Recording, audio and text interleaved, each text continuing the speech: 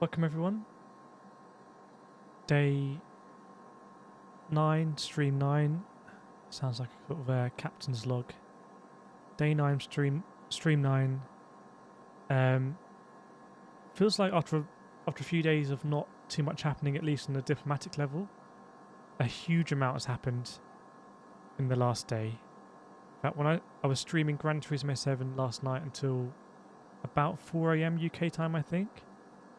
And I just need to go to bed, but before I did, saw the news and the images about the shelling at the nuclear power plant, which to a lot of people's credit, there have been people in this chat talking about the nuclear power plants, and I've never really talked about it too much, apart from to say that Ukraine does have active nuclear power plants.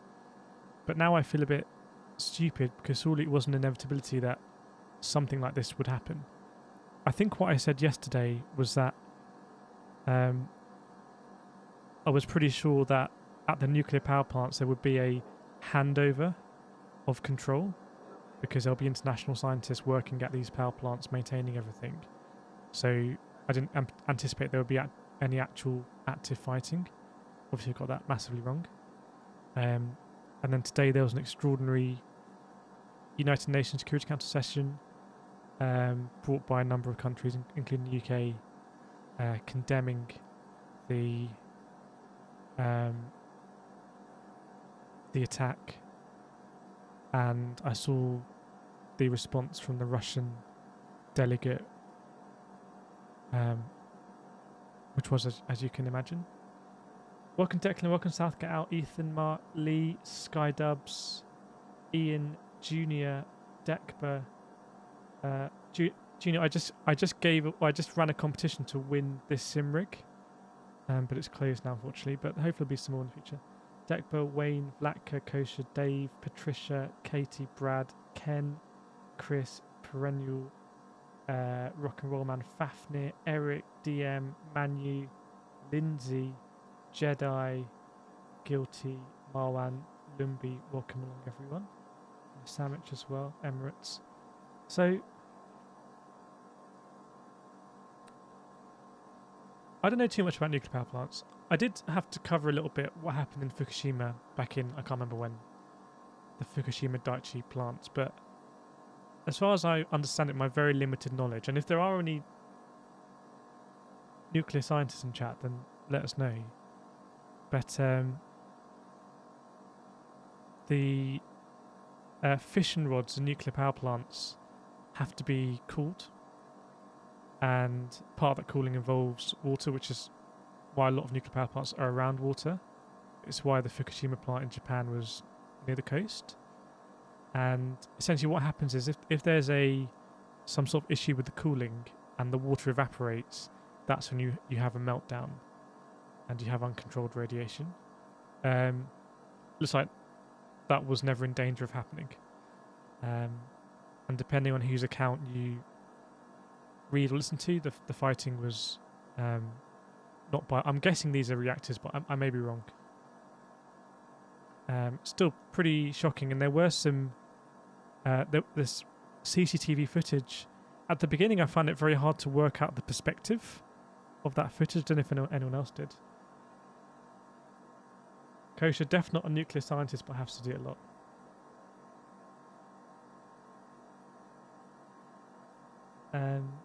Welcome Pollock, Alex, Sir Keanu, or Senior Keanu, Eric, Susie, Cesar, Dane. Welcome everyone. Coach says only one of the reactors running at time. Obviously, we saw what happened at Chernobyl very early on in the war. Strategically important because of the advancement from Belarusian territory to Kyiv.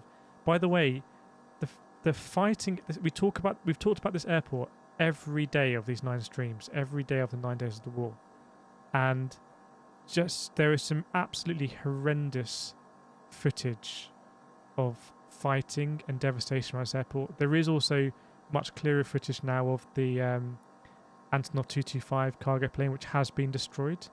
But I think we can get that up because we talked about that on day 1 of the war as well.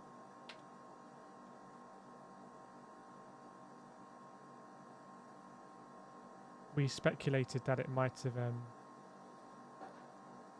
that it might have been destroyed. There were reports on the first day of the war that it wasn't at that base, but they've turned out to be false. So just to kind of close that one off, that is the Antonov 225, or was, I guess. And there's the fighting at that airport just seems. Obviously, we saw the Russian helicopters come in first day of the war, with paratroopers, and I can only imagine there was fantastic intelligence from provided to the Ukrainians, and really the battle for Kyiv seems to be being fought around here. Really,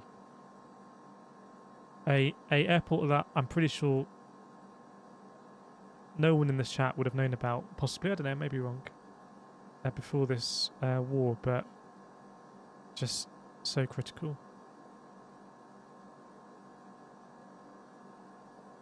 Jex, it's insane. This is reckless. How come they attack nuclear power plant? Let us know where you're from, Jex, if you want. What your perspective is.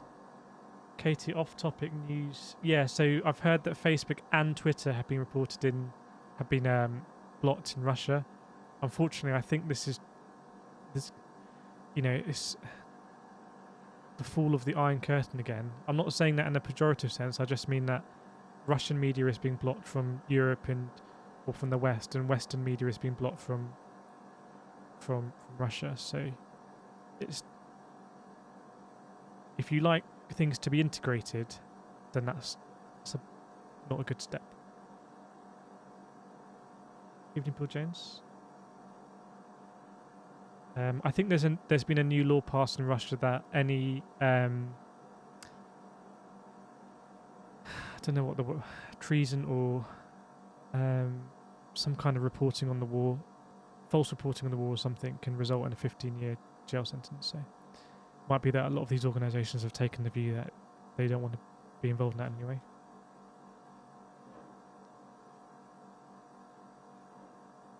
So yeah, lots of reports now about Twitter being blocked. There were reports earlier, I think the Russian media put out about Zelenskyy, the Ukrainian president, having fled from Kyiv into Poland.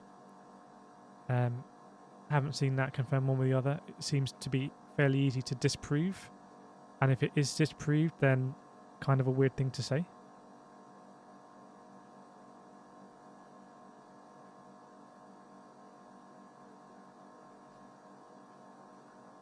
Andreas, this power plant was a big one, making a significant of the country. Yeah, so the other thing is that the reason why there might have been a actual battle there is because Russia want to kind of maintain the infrastructure but control it. I don't know if you can put a value on this nuclear power plant, but if it is the biggest nuclear power plant in Europe, then the value must be absolutely insane.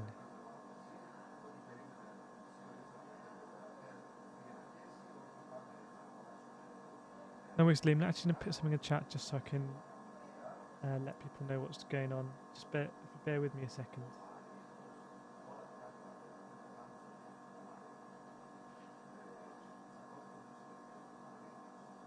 Just bear with me a second.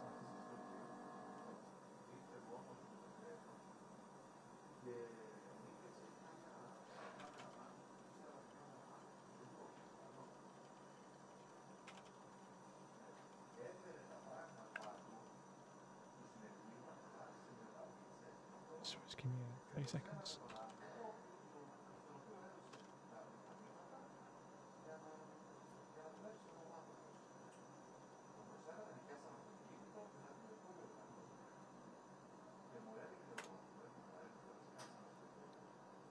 There we go.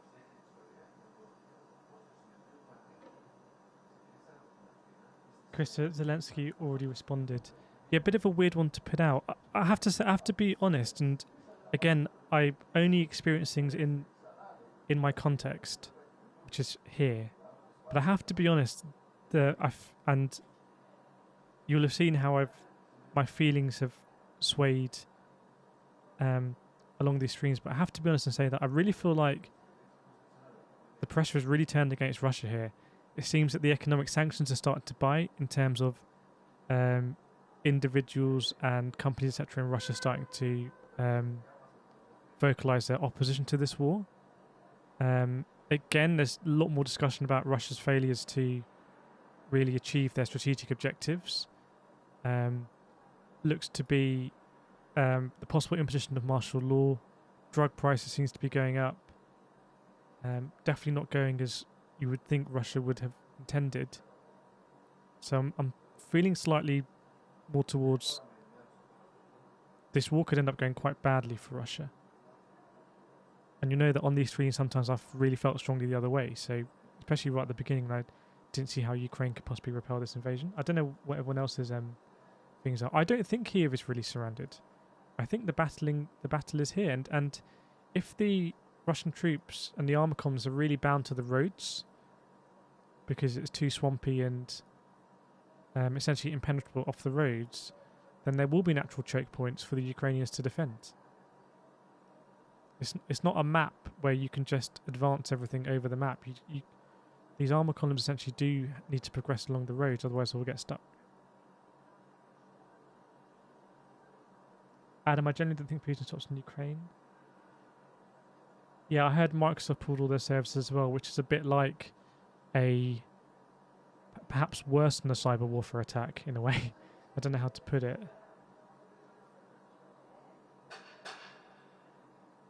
Fucking Matt.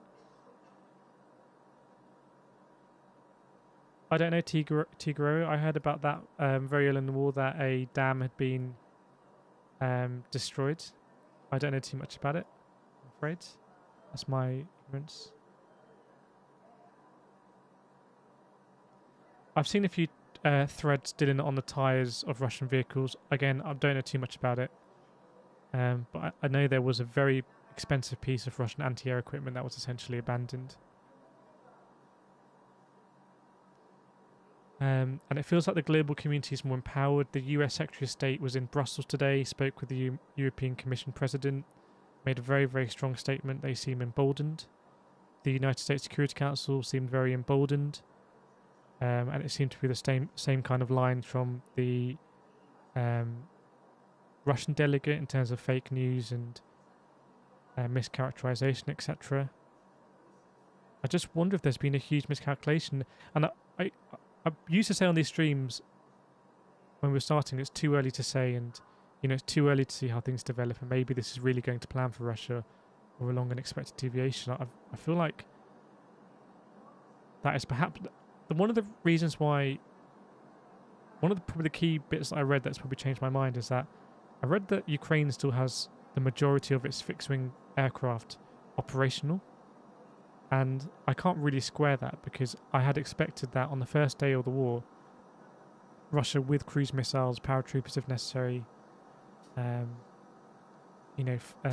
bombers, etc., would be able to absolutely nullify Ukraine's air force and establish air superiority, because NATO, after the invasion, NATO were never going to enforce a no-fly zone.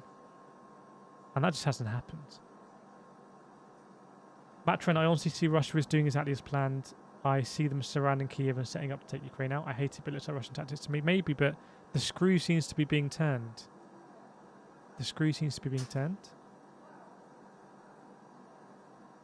Sherry, what's the surveillance video of the full shootout bombing of the nuclear power plant last night? It's so bizarre that we basically got to watch this entire war get live streamed. It was very strange times. Adam, do we think NATO at some point will get involved? I don't know. I was watching an interesting discussion. I'm not sure I really agreed with the points, but one of the points for discussion was that if NATO says now it would not accept Ukraine as a member, then would that be part of the jigsaw puzzle to allow Putin an off-ramp to de-escalate? Because as I've always said, I believe that NATO wouldn't really want Ukraine as a member. It would rather have Ukraine as a buffer state.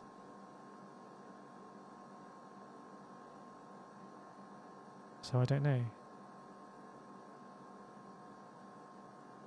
Question: do they have pilots there? I've heard that the Air Force is the majority is still operational. That's what I've heard.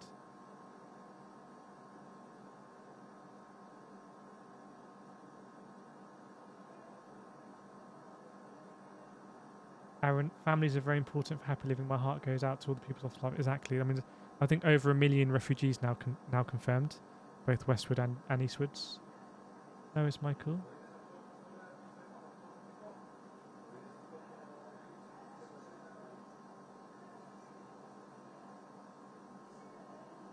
Mode, Russia isn't throwing everything into this. They're just trying to minimize the cost of this war.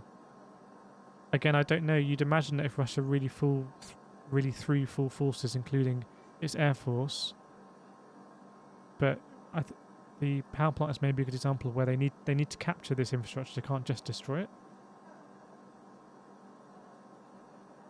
Mohammed, no, NATO will not get involved. It's clear now.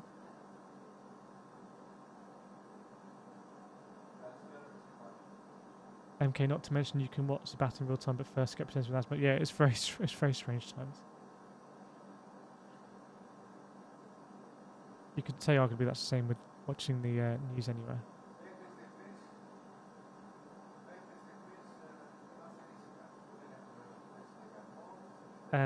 Saying Russia does the same as US 20 years ago, invasion for natural resources. Crimea is natural gas. If Western powers are going to access, then Russia will be out of the game and eventually fade. Yeah, energy security we talked about yesterday. Is Moldova the next target? I don't know. Apart from Moldova, I never really knew which way Moldova was leaning, but it did make an application yesterday to join the EU, which is, I guess, symbolic in some ways, but ultimately Moldova isn't in NATO, so what stops Russian tanks rolling in?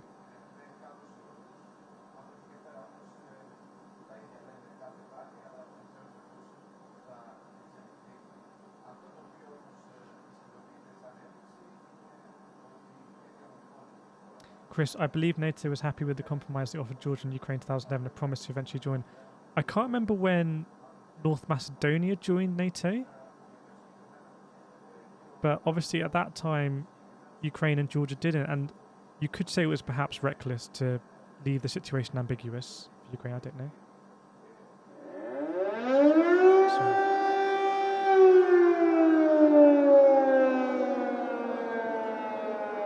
Trying to find mixer.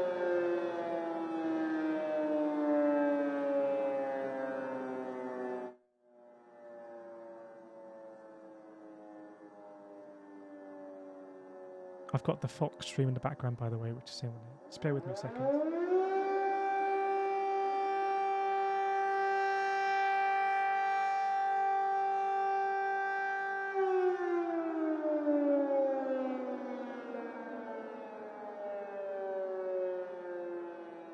MBR says the dam did block 85% of the water to Crimea. So that's the dam that the Russians destroyed to, they said, restore the water flow to Crimea.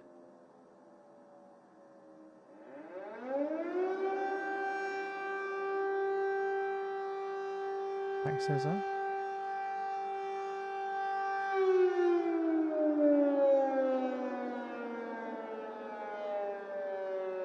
Yep, interesting in a holding pattern here. Perhaps gonna land at this airport here.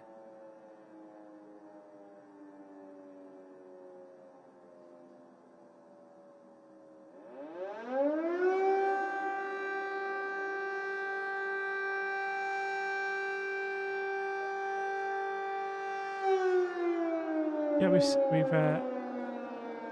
seen the power plant here.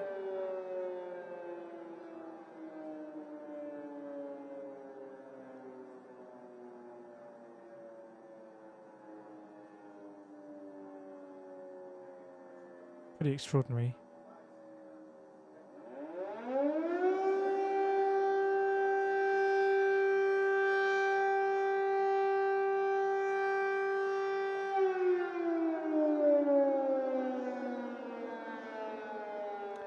North Macedonia joined in March 2020, yeah. So North Macedonia is a bit different because it's not a bordering country of Russia, but you can see how you can see how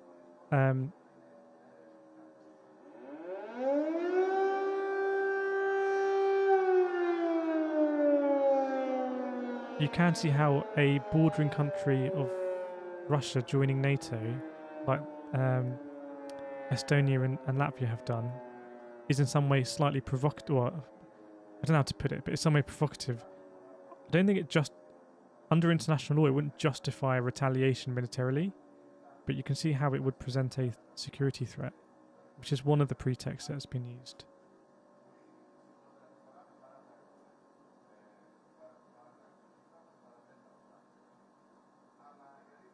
Chris, I will admit as a Westerner, I had never considered it, but there can be a clear line of failure on NATO's part to address the entire situation in 91.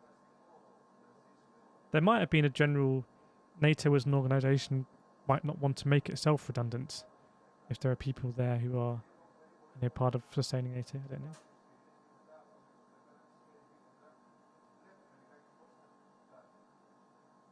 Sorry, was that was too loud.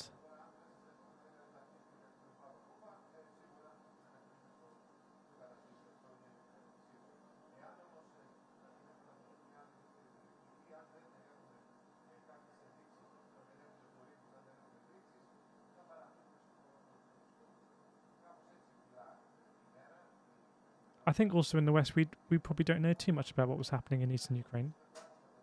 I think the incident that had the most kind of penetration recognition-wise was the shooting down of MH17, which the Dutch investigators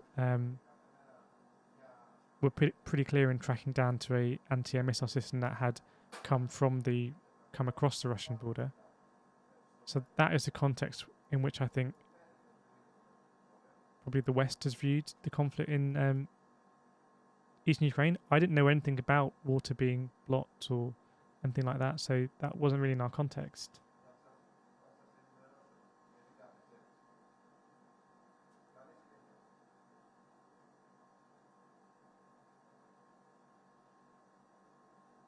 Limby, I wouldn't want my enemy come and set up shop in my neighbour's backyards. Charlie, how can Ukraine conscript their whole population and then claim Russian targets civilians? You could argue that they've been forced to mobilise conscription. It's an interesting logic.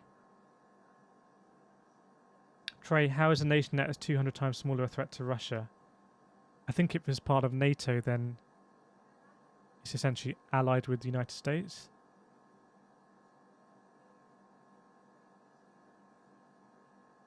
Thanks, Train Spotting. Good to see you again. Let us know if you have a registration for that B-52.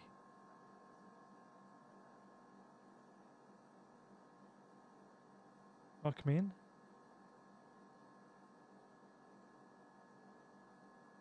There's a big discussion going on right now in terms of at an international relations level about who provoked who, and this is something we can probably all relate to in terms of provocation.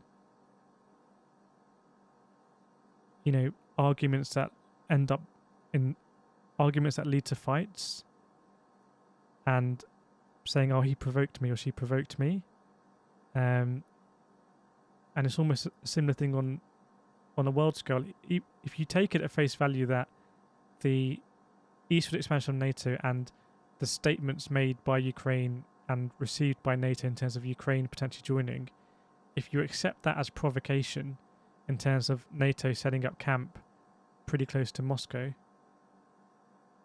then it's the same argument that you see in real life, which is, well, hang on, does the response justify the provocation? Provocation is generally not really a defense to anything. Actually. Welcome, Rembo. I'm from Ukraine. I live in Vinnytsia. We were bombed today. Sorry to hear that. Obviously. Yeah, we've looked at the power plant. Again, people have brought this up in this chat, and what I've always said is that I would imagine that there wouldn't be any fighting at nuclear bases. There would be a handover of security, and the scientists would continue to do what they're doing. But this is the thing about war. There's so much room for miscalculation and relaying message onto generals and commanders on the ground, and they may not know the significance of it's Europe's biggest nuclear power plant. They're just, ordered to progress and push back the enemy. I don't know.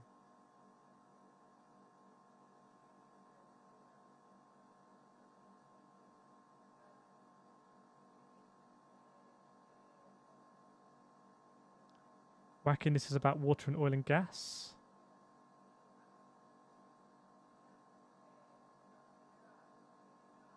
Caroline, US will only offer security and humanitarian support, no boots on the ground. Yeah, we talked a lot about NATO Article 5, but we've also talked quite deeply about NATO Article 5 and whether there's different thresholds to that.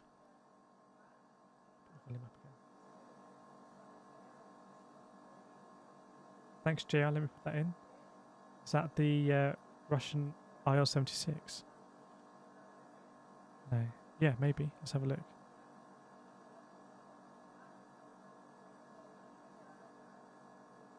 Interesting. Wonder where it's come from.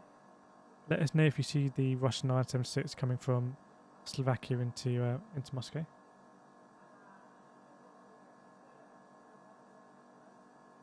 Pandeco says NATO warships docked in Scotland. Welcome, Billy. Not too bad.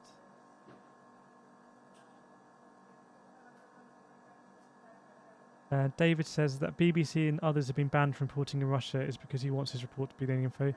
You could say from a very high-level perspective that the European Union banned Russia's day and Sputnik, and Russia has banned the BBC, Twitter, Facebook, all the other ones, it seems. So you could say at a very high level it's sort of tit for tat. Seems like a not an appropriate way of saying it, but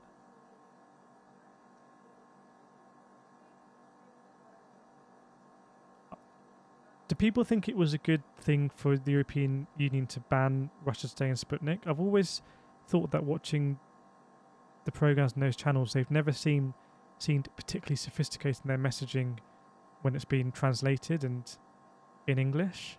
It's always seemed a little bit ham-fisted and a bit like the spam emails you get from Nigerian princes or whatever.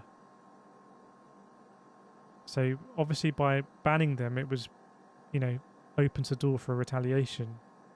And that's what was interesting to see the United States not retaliate to Putin's statements about increasing nuclear readiness by increasing the DEFCON level.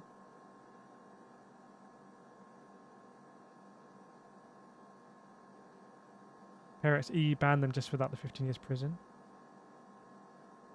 I don't know. I think if you believe in the messaging of unbiased information, then I don't know. It's interesting.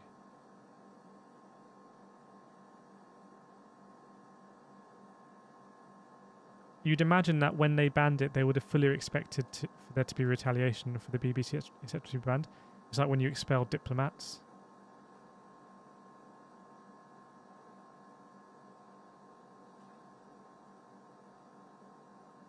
Mohammed says BBC is the epitome of fake news. Let us know in what specifically. Welcome, Harry. Matsby says BBC was not banned by Russia, only not allowed to report false news. I think the idea was it's because it's not that easy to assess what could be brought under false news. It's not worth risking journalists' lives and risking them getting imprisoned. Techno, I agree. I don't think those channels should have been banned because it would have shown our openness. Rock and Roll Man says most Magpie. I don't agree with the viewpoint. That's very nice and respectful. I don't know what the discussion is there, but I appreciate the way that you've said you don't agree in a respectful way.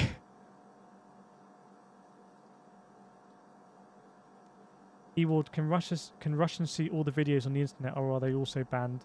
Because some videos show some clear events that Russia says doesn't happen. I don't think it's as clear cut as China, where there are more firewalls, but it looks like Russia is definitely trying to cut itself off from.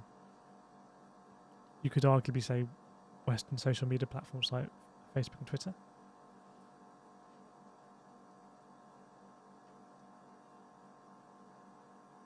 And when life is most important, stop evilness. I think everyone would agree that. It's just how do you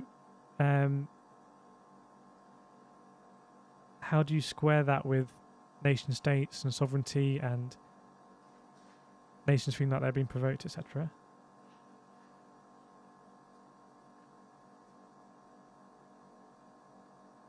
Flat out, the continuous learning needed in a situation like this for geolocating stuff. Yes, exactly.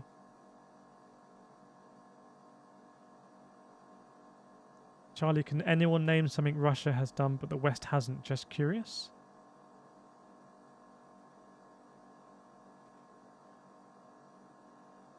It's a good question.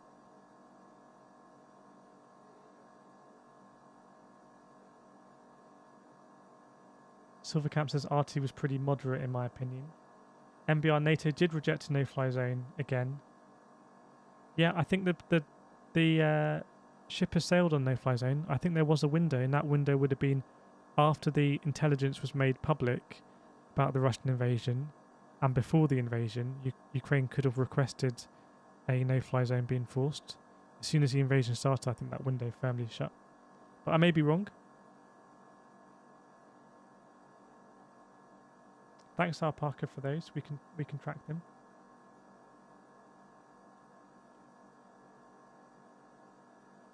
Don't know which. It's interesting because that is I believe that's a passenger jet, possibly. That didn't. Looks like it may not have had transponder on all the way, or that might be some kind of error. Forte 10 is back in the ground. Back in the air.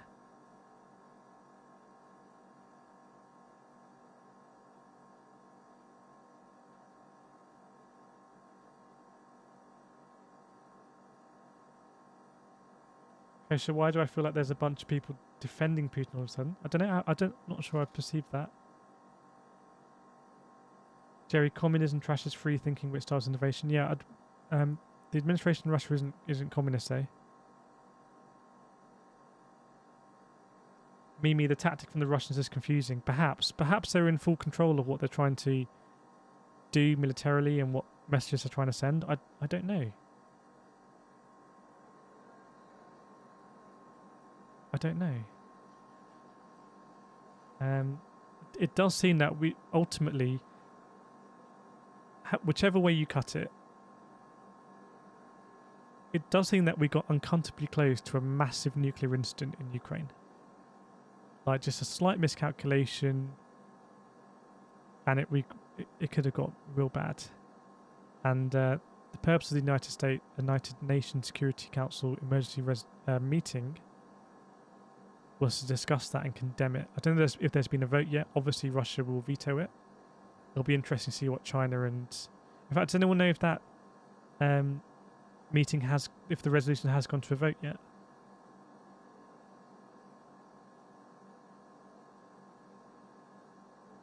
Ash, I'm from Russia. I hate what he's doing now. I hope it ends soon and we live in peace.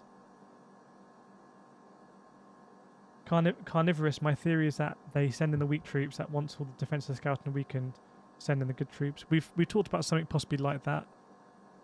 In terms of if you put your weak troops at the front of the column, then there's attrition on both sides.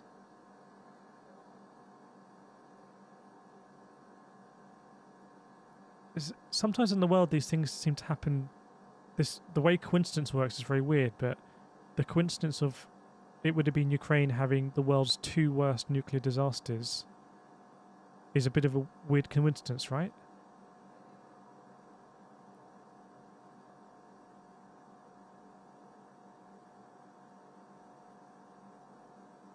Creative, I don't support Russia, but look at the strategic map to control southern Ukraine requires control of Odessa, Kherson, Sevastopol. It's going to be interesting what happens with the battle for Odessa. And whether Russia needs to conduct anything amphibiously.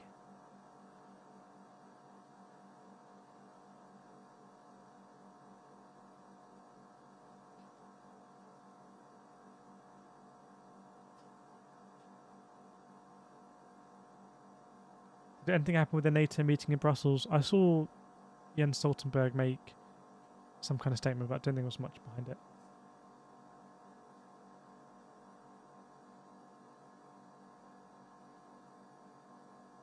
Grandma, did you say Putin's administration is not communist, or did I mishear you? I did say that.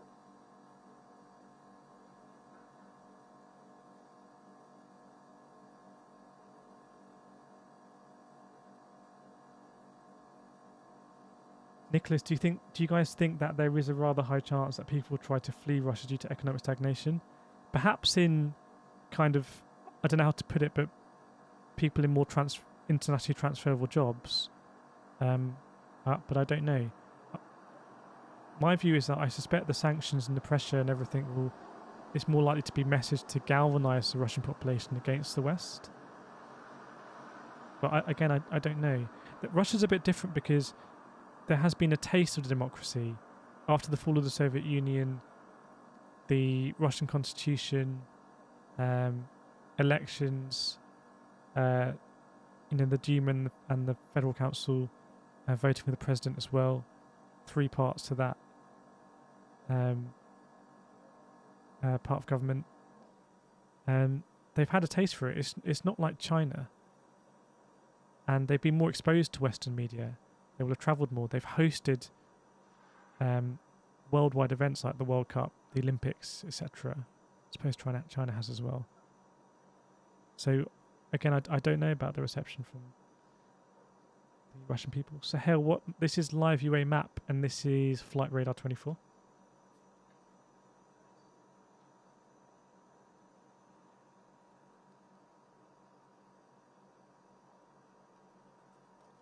Batra and I agree that Russians I've met have been great people. It's sad what Putin is putting them through. And Hamid Russia is the opposite of communism now with all these oligarchs. Welcome, Michael. Michael Nickel is the highest tier member of this channel, which is incredible. Welcome, Michael. Yips, what's this whole situation is just heartbreaking. I sat here in Canada last night crying as a nuclear plant was being hit. It's pretty stark, isn't it? It's pretty stark how things can spiral out of control. And there are more nuclear power plants in Ukraine, and I don't know what's being done to... I called this wrong. I thought there would have been an understanding that there would be no fighting at nuclear power plants. If the Russians were advancing here, then there would be a transition, a handover of security, and the actual workings of the plant would carry on. So I called that wrong, but I think also that's how things can happen in war miscalculations.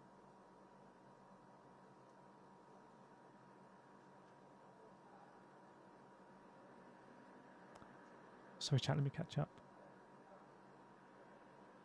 Fafnir, Russians largely remember that time as disaster. Their living standards and life expectancy plummeted 19. Yeah, I know it was a difficult time in the 90s, and the constitution actually failed. There was a sort of coup, and then Yeltsin stayed in power, and Putin came in 1999-2000, and yeah, there was definitely, I would say, seems like living standards and everything did improve. But the downside of it seems to be because Russia constitutionally and from a government perspective was more messy in the 1990s. I believe Russia did become more authoritarian from 2000 onwards, solidifying powers in the president. And we speculated that a side effect of that might have been that the president becomes isolated, not less powerful, but isolated in terms of hearing criticism, hearing different points of view, etc.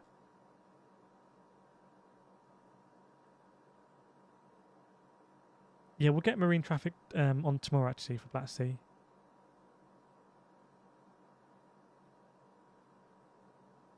Thanks, Nicholas. Yeah, that US helicopter, if it's here, has been there. Is that? No. There has been a US helicopter that's been around this area of Poland every day.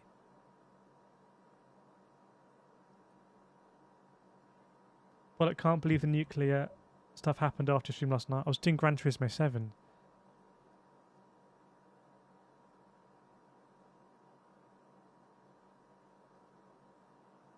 I don't know if anyone saw an updated casualties figure today, but there have been... It seems to be that there is a fairly broad consensus that Russia has suffered big casualties, and we talked about the figures that were put out by Ukraine. If they are remotely correct, then they are almost unbelievable numbers of casualties compared to what Western coalition suffered in, say, Iraq and Afghanistan. But it might also reflect a different kind of approach to conducting this war.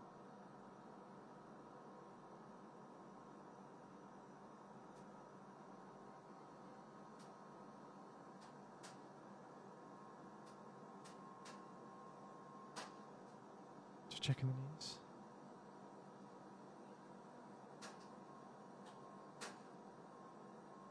Matt has to do today's numbers. I don't know if anyone knows if there are figures on the amount of gas that Europe is importing a day from Russia, and if those are changing. I don't know if that's publicly available anywhere. Thanks, Yolanda, for keeping us updated there. Strata tankers.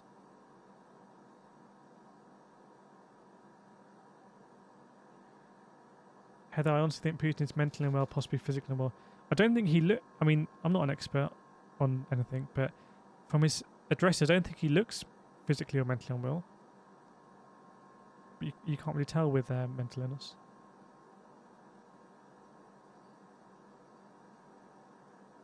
MBR says 1.2 million refugees. That is also just almost. Well, it is a. I can't even understand that number, how it relates to that many people.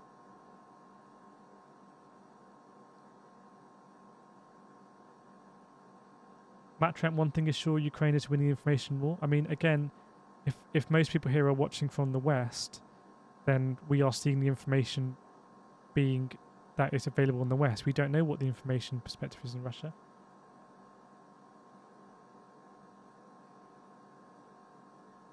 Justin's got his own estimations, 5,000 troops lost.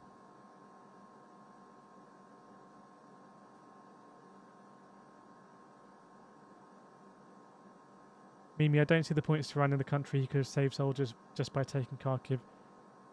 It may be that the Russians expected to take these cities far easier with much less resistance, especially in the east.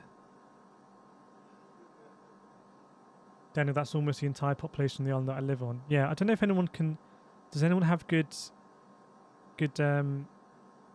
equivalents of 1.2 million people? Like perhaps cities in the United States or something. Because it's hard to relate to just how many people 1.2 million people is.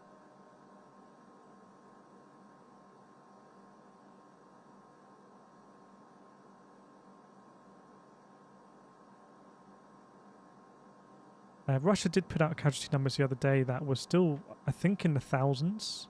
For Russia, perhaps. I may be wrong. And I think there was a representative in the Duma, which is the lower house in Moscow, who apparently today called out kind of the casualties that Russia has suffered from conscripted troops. Axe, I'm fairly sure the Russian troop casualties may be higher because they're basically sending kids. Again, you would perhaps expect that the prisoners of war are more likely to be the less experienced troops.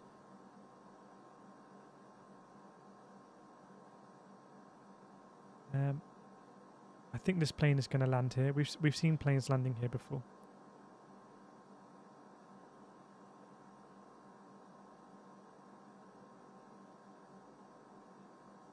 Oh, they said 600. Okay. Yeah, that is a big difference. I thought it was thousands. Maybe I read that wrong. About the size of Austin. Yeah, so it's like everyone in Austin, if that is true, it's about like everyone in Austin having to move within a week.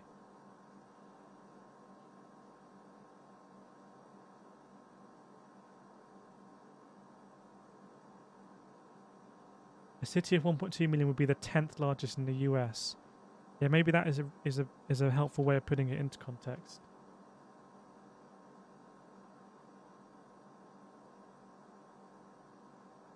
Oscar Live Map UA is not as good as it is pro-Ukrainian. I think it's not like to be pro-Russian, I would imagine. I think it's one of the more conservative maps I've seen in terms of these disputed territories. Felipe, if allied countries are sending so much weapons, should be because they think Ukraine has a chance of actually winning. Would they send that equipment knowing it'd be lost to Russia? It is a good point. highly capital R realistic point.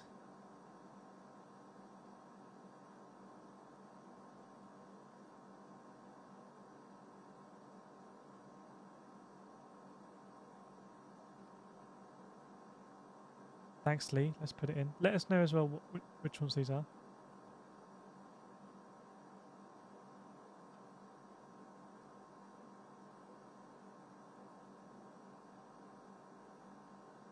Not sure what's significant about this one. It is a Canadian Air Force plane. Looks like it's coming to Berlin.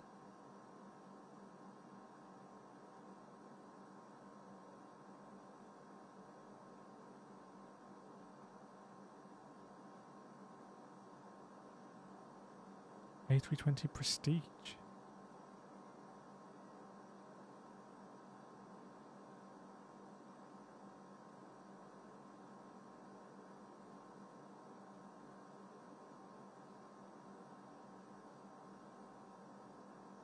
Iron Space Lord, many reasons possibly control, green energy, its legacy, history of democracy. Yeah, we speculated about a lot of reasons and we didn't really come to one consensus. It's a lot of pretexts were thrown out.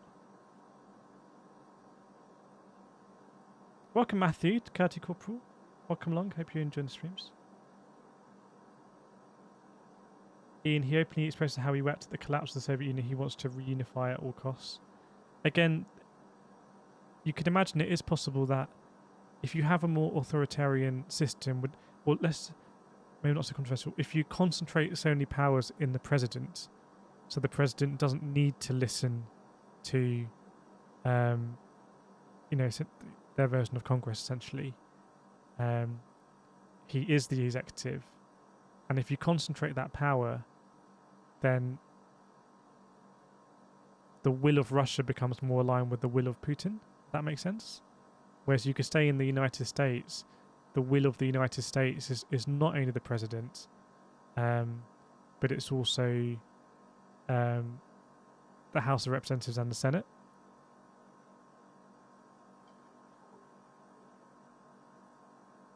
And unless you are able to pass something that is amenable to all three parts of that executive, then it won't pass. Whereas Russia is concentrated powers in the president. And therefore, if the president has a personal vendetta or desire to do something, then it's more likely to happen. Beyond, do you have updates on the large Russian convoy? There's been more footage today from drones shooting down Antia. I don't know if it's in this convoy. Obviously, the Ukrainians will know about it.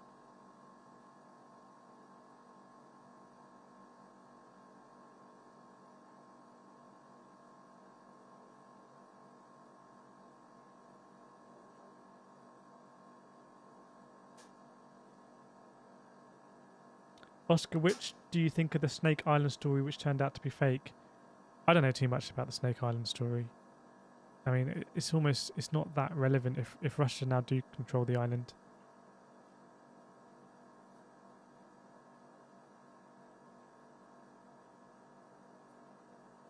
Dean, Katie, I actually think the cooling system or the spent fuel rod storage being hit is more trouble. Yeah, so all reactors are meant to be fortified against various things. Sorry. But as we saw in Fukushima, in Japan, when the tsunami happened, actually there was a meltdown. But this seems to be secured now, and I think the purpose of the Security Council meeting today is probably, perhaps they will. I don't know what resolution they're trying to pass. Perhaps they will try and pass, and they'll either try and propose a resolution that they know will get vetoed, and then that will be used as an example of Russia vetoing a resolution that otherwise had the support of the Security Council. Personally, I feel like that is another step along the path of Russia either leaving or being ejected from the Security Council. And I believe they would then possibly just leave the United Nations as a whole, perhaps with their allies like Syria, Eritrea, Belarus, which would be a bad thing for the United Nations. Or the Security Council may try and pass some resolution that is capable of being going through without being vetoed by Russia, maybe Russia will abstain, like some sort of secure zones being set up at nuclear power plants. I don't know. I don't know if anyone's following that. It's literally, I think, happening as we speak. But I may be able to find it. Bear with me.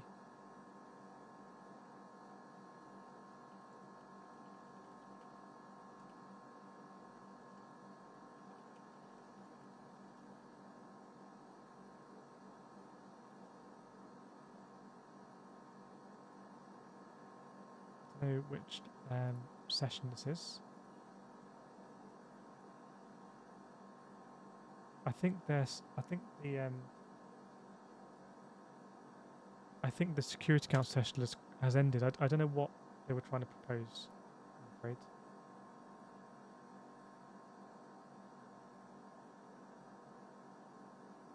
Yeah, I'm afraid I don't know what they were trying to pass as a resolution. I just read that safe zones have been... I can imagine that's something that they would try and propose, and Russia would be in... They could corner Russia, so Russia wouldn't be able to veto it. Thanks, Lee. Is that the RAF plane? Oh, there we go. The Voyager. We'll see if we see any Eurofighters come in here for refuel. And likewise any F-16s here. So, just for example, and again, there's this question about provocation, and everyone can relate to it, because everyone at some time, turned Irish, everyone at some time has seen someone get provoked and seen that escalate into a higher retaliation. So maybe you see someone kind of prod someone with words, and then the person lashes out. So, and, you know, at that personal level, nearly always the retaliation is not justified, or the escalation. You can see that if Ukraine were to join NATO, then these planes here, these refueling planes, would be able to be over NATO land here, or NATO over Ukrainian airspace, and you can see how that would be provocative. Because Ukraine isn't the core. Ukraine is the eastern flank of Europe, but really the eastern flank of Europe. And so Moscow wouldn't be able to put planes that close to Berlin, for example, or that close to Paris. Whereas NATO would be able to put planes pretty close to Moscow. So I'm not saying it justifies the retaliation, but definitely wasn't something on my consciousness when I was reading, years ago about the possibility of Ukraine joining NATO.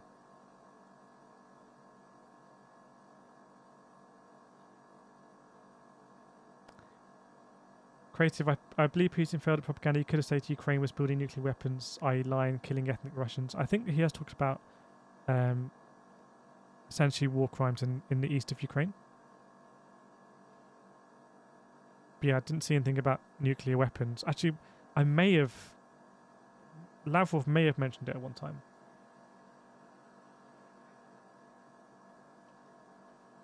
Yeah, Marion, there was the Ukrainian delegate brought up that question. I don't know anything about it in terms of what was signed, what wasn't signed.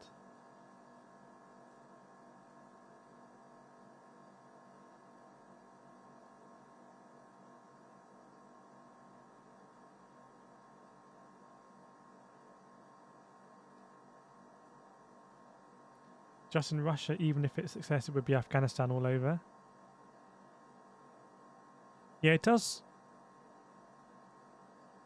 Yeah. We talked a lot about this point about whataboutism, and if you believe that there were failures by the West in, say, Iraq and Afghanistan, intelligence failures, or the way that refugees were displaced or civilians were killed, if you believe that, then you can still believe that what's going on in Ukraine is wrong. But on a related point, you can see how Ukraine is different, because Ukraine has active nuclear reactors. That's an example of how Ukraine is a little bit different. Strange how he won't come to negotiate with Zelenskyy. I imagine that Putin thought he could, on a personal level, strongman Zelenskyy. And, you know, we saw in Afghanistan when Ghani fled basically immediately once the coalition withdrew and the Taliban were able to, you know, basically take over the whole country in no time. And I imagine something similar would have happened if Zelenskyy had fled. And even today, there were Russian reports that Zelenskyy has fled to Poland.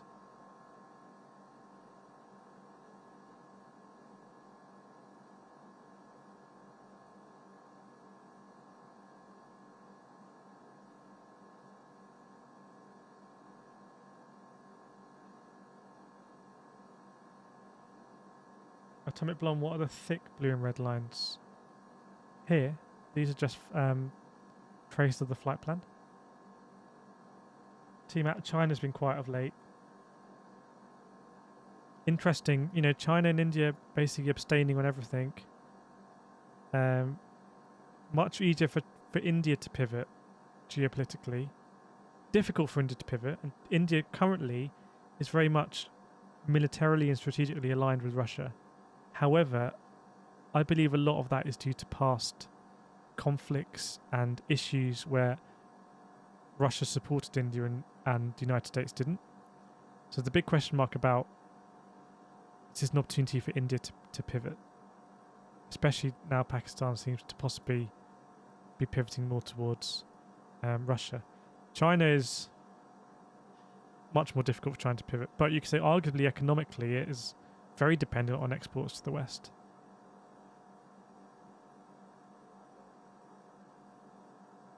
I've read the stories about waiting till the Winter Olympics. I think, was it Sochi, where after Sochi,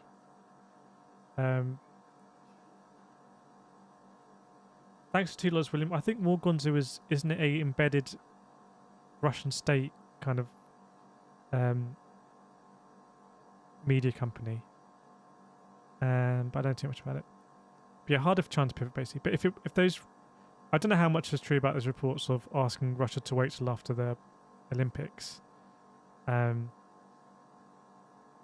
if because of that the ground has started to thaw, and therefore Russian tanks and APCs can't really go off the roads in northern Ukraine, then yes, ironic.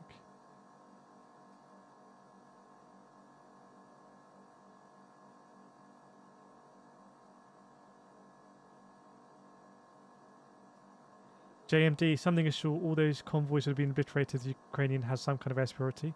Air superiority isn't absolute, obviously. It's very different in terms of which part of the country you're in. And if Russia are rolling into this convoy with significant anti-air support alongside, then they have air superiority in that area. But they probably don't have it over Lviv, for example. In my opinion. Johan says YouTube is now completely blocked in Russia. I wonder what effect that will have on this stream.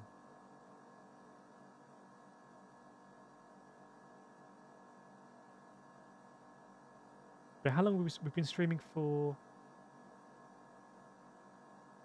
How long have we been streaming for? Let's see. We've been streaming for an hour. Maybe let's do it that time of the night. If you want, let us know where you're watching from. And we'll get that view of kind of where people are watching the stream from, where, and what kind of different perspectives there are. Welcome, Kyle. Kyle's watching from the States.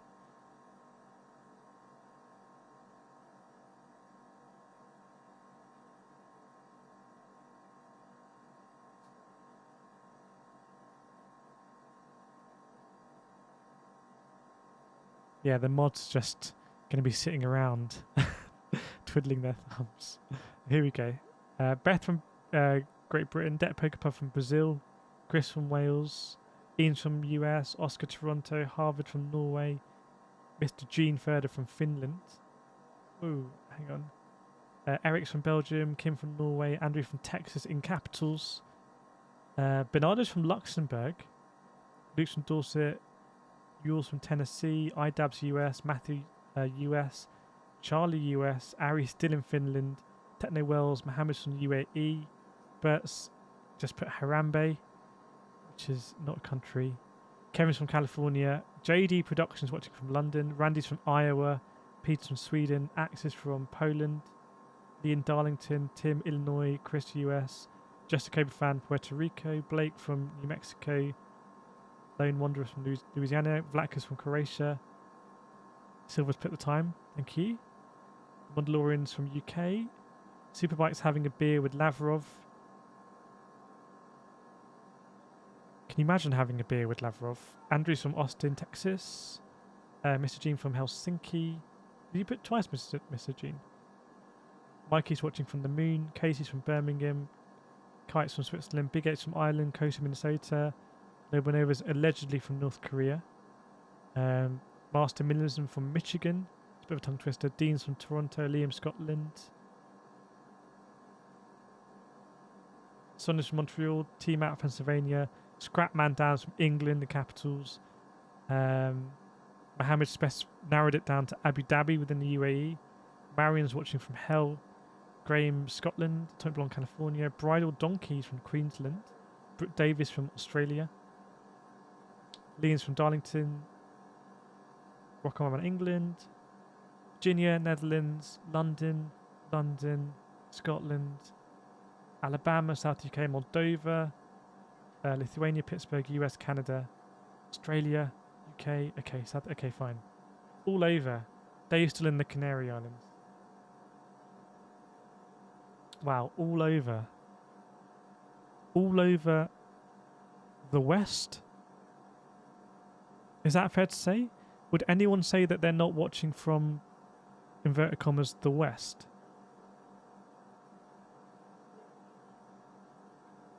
Is that a controversial thing to say?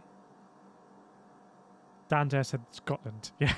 You've got the West and then you've got... Or I think someone yesterday was watching from Slough, right? Slough's in its own block. Red Run's watching from Bangladesh.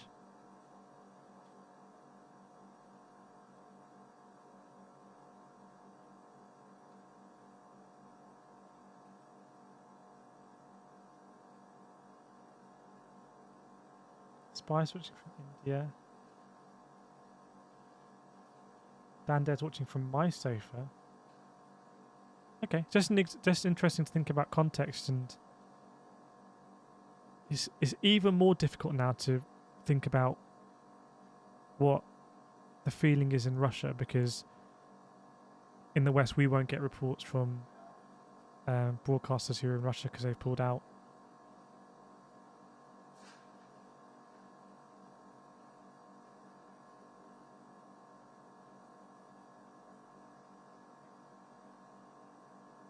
Thanks, Dave. North of Krakow. Let's try and track it. Can't see it. If you give me the reg, we can try and put it in. Oh, there we go. You know it's a tanker because its call sign is ESO. Okay, so all the Russian streamers I watched dropped off. Yeah, what does that mean for Russian streamers on Twitch? Is that Kyiv in top left? This is definitely, these two are Kyiv. In fact, this one as well. This is a camera I haven't seen before.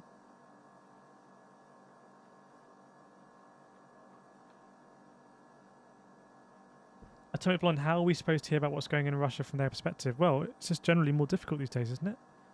For them to hear about the perspective here and for us to hear about the perspective there. I was watching a segment, I think, on France 24 the other day.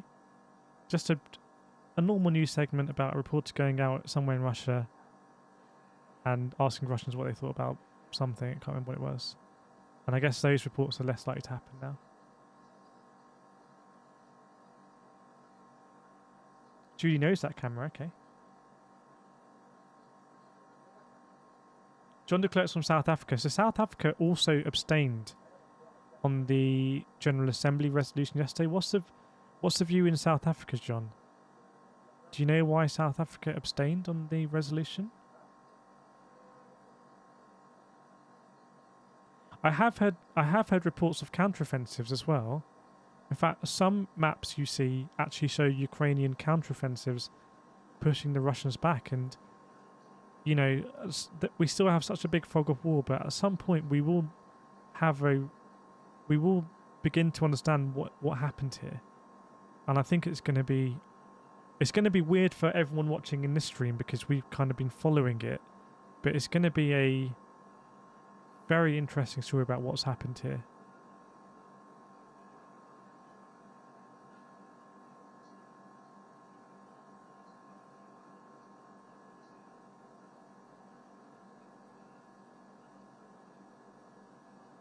Luke, I wonder how many of your views over the past night is Russian. I can actually have a look in when everything kind of settles in YouTube.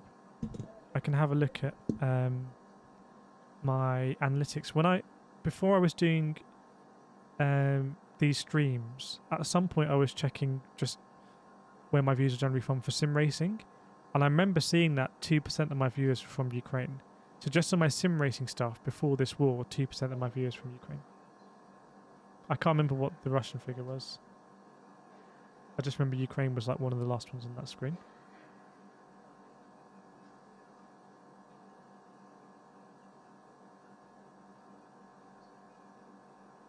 Frost, I think banning RT and so on was a bad call. Yes, it's propaganda, but censoring it. I think it was surely predictable that it would have been retaliated against. It gave Russia the ammunition it needed to kind of retaliate. I don't know whether it was a direct retaliation or just it was a decision made by the news companies in response to this new law about false reporting on the war, something being a 15-year jail sentence.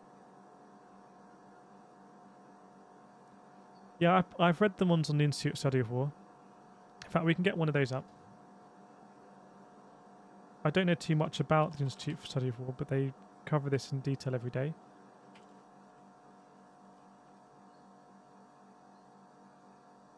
Get their latest map up.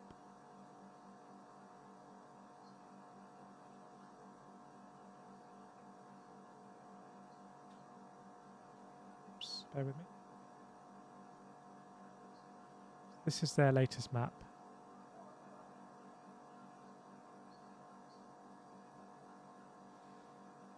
Again, this map doesn't show Kyiv being encircled. In fact, let's compare this one against a live UA map, which I think is more conservative in showing changes.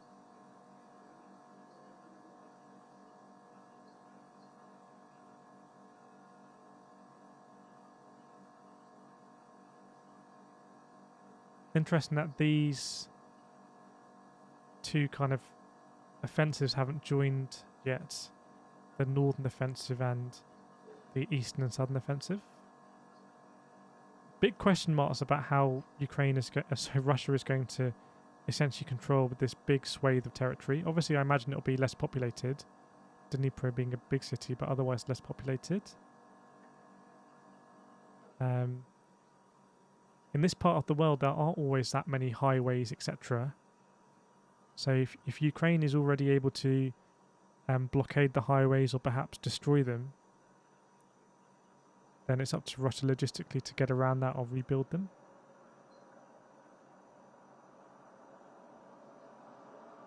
Top left one is a guy called Mehmet. Okay. You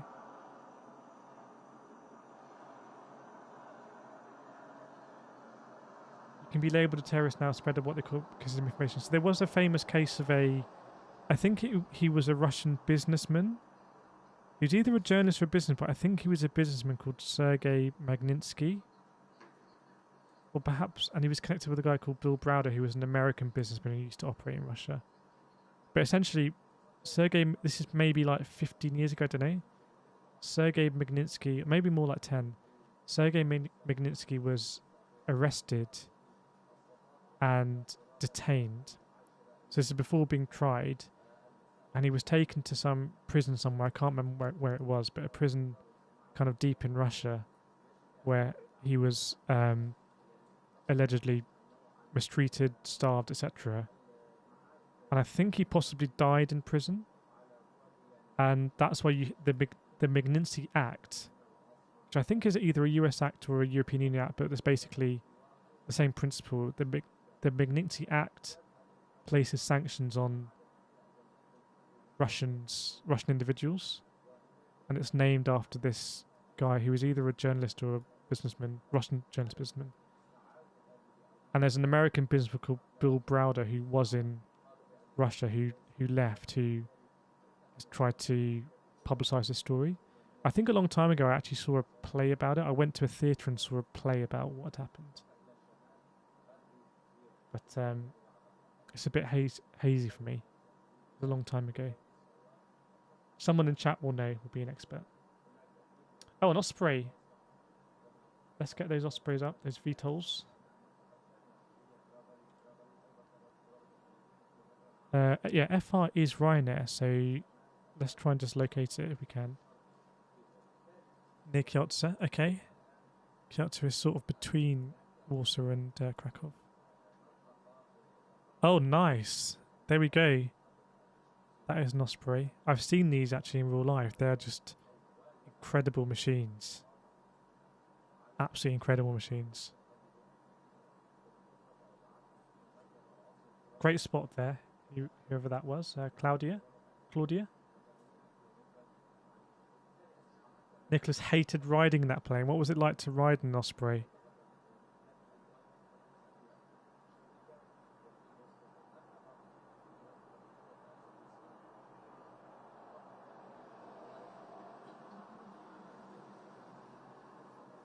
Sonia, not clear on legally how various governments can seize Russian oligarchs' fancy yachts.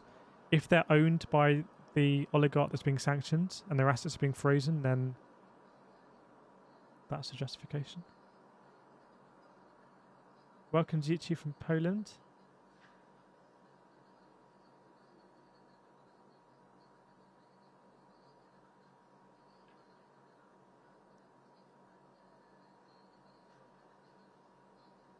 They crash all the time. Okay. Well, let's hope this one doesn't crash. It is very low altitude, 4,000 feet. Well, it's basically a helicopter, right? Really.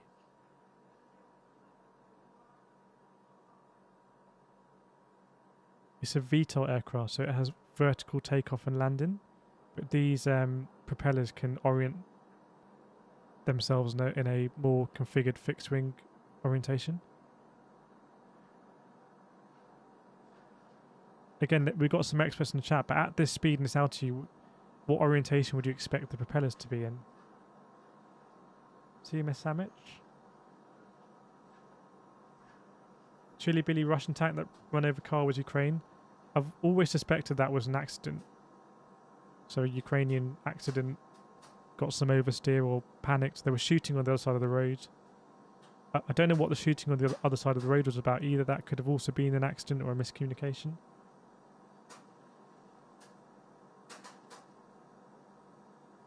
Big H, can we check what fighter jets are circling back to sea? If we've got registrations, they don't always have transponders on.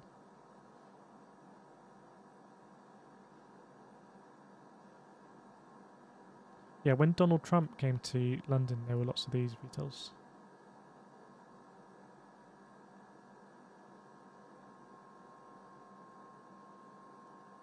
Andrew, the propellers rotate forward 90 degrees. Yeah, I don't know if you know what orientation it would be in now. In the future, maybe there'll be live satellite imagery, so we'll just zoom in. You'll actually just see it. That would be very scary, but also in a way very transparent.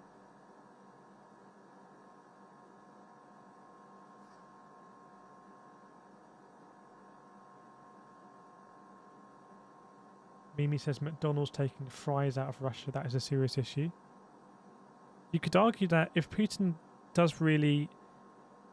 has always hated Western integration to Russia, the expansion of Western soft power, even if he hasn't always shown it, then he will not mind this Iron Curtain kind of coming down again. But again, I don't know.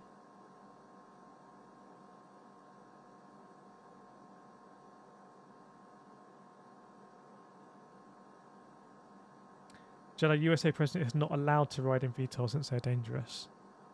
Okay.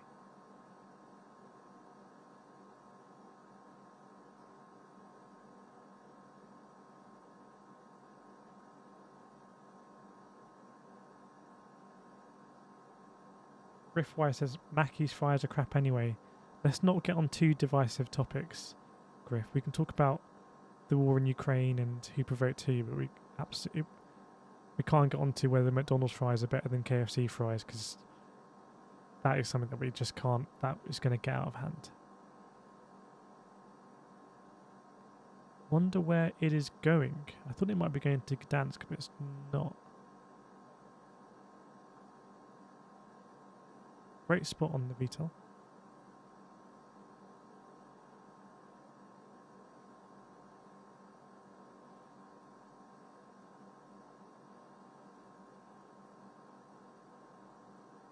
Cherry, the corporate virtue taking about this a bit cringe.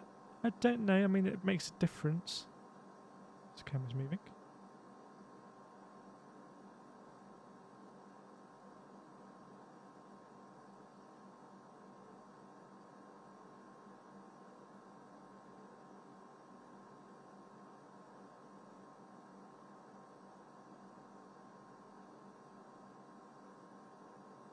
Tyrannosaur gunfire. I haven't seen anything. I can see this camera is moving. I think that is the Fox News camera as well. Bear with me. Yeah, that's the same camera that they're showing on Fox. Obviously, there was heavy gunfire in Kyiv the second night of the war, and then a few nights after that. And since then, there hasn't been. It's been very weird. Very weird. See, I see chat exactly. This is the only time the chat has really got out of control, and it's about fries. See how easy it is to divide us.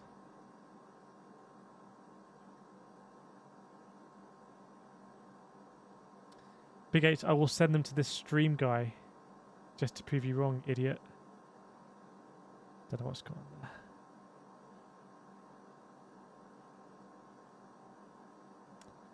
Hoggy boy, you can ban me again. Israel is attacking Palestine every day. All I'm doing is pointing out another war. You take away free speech by time out. Great Britain do. Sorry, Hoggy, I haven't banned you, but you may have been, I don't know, you may have been asked to, you've made that point. Again, it's a little bit of whataboutism. You can 100% agree that, or say there are terrible things going on in the world, where civilians are dying every day, and you can still agree that what's going on here is wrong. So, that's my general point. In fact, it's almost hypocritical not to. It's almost hypocritical to say, if you say Israel is attacking people in Palestine, then it seems hypocritical to say, to not say it's wrong for civilians in Ukraine to be shelled. CFC says, I'm in Africa, so World War III won't affect me. I wouldn't be so sure about that. Although I still don't think World War III is likely. It just seems to be a little bit more likely than it was before. And obviously what we saw at the nuclear power plant, we were possibly closer than we've ever been in a long time for a severe nuclear incident. Kate, I didn't know Pizza Hut did fries.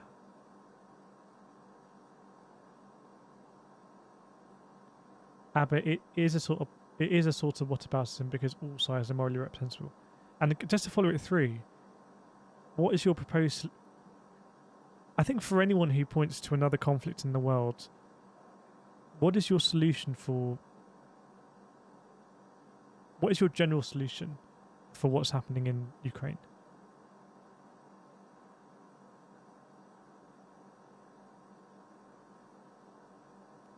Time. Noam Chomsky called them worthy and unworthy victims. I haven't read that actually.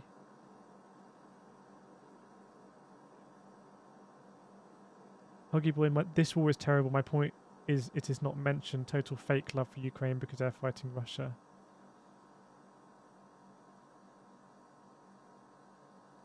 Russian Navy plane heading to St. Petersburg. Let us know if you have a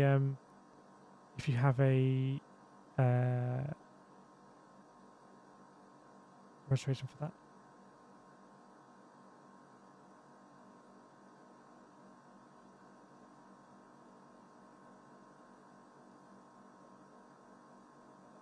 Icebank says, I'm hungry, should I order burger or pizza? If you want to talk about fries, let Icebank's EX know whether he should order burger or pizza.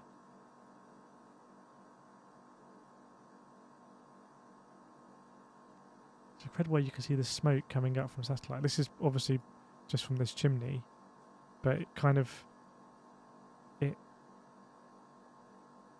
just kind of weird to see this. We look at this map like it's two-dimensional, and then you realise, oh no, it's a three-dimensional world, and the smoke coming up here. You can see just how big this. I guess this is all generally part of the plant.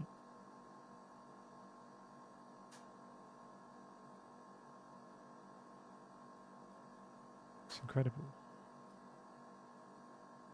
There's a little park here. Maybe accommodation for people that work at the plant, I don't know.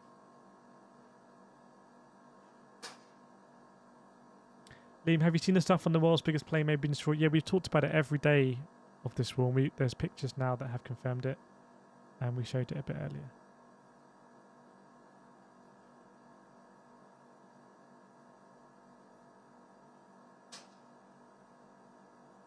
Madame Busfly, did you see the 3 Antonov planes this afternoon that went off red at Ukraine border? I didn't see that, no, I'm afraid.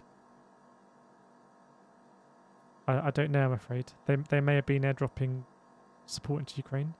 Again, I wouldn't expect Russia to have any air superiority kind of in this area, but I could be wrong. Maybe too risky for Russia to... You can imagine, by the way, so as this war progresses, let's say Russia has more success because either it is going to plan, it's just on a different timescale than people are percepting or perceiving, or, you know, they increase their forces or whatever. So let's say it goes, Russia really starts to gain territory. I cannot foresee how Russia is going to have troops so close to Poland. I mean, the room for miscalculation here just seems so incredibly great. And again, I think that's the reason why NATO wouldn't want Ukraine as a member anyway.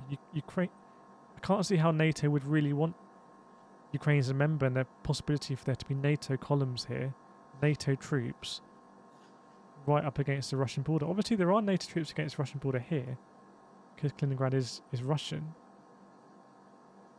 And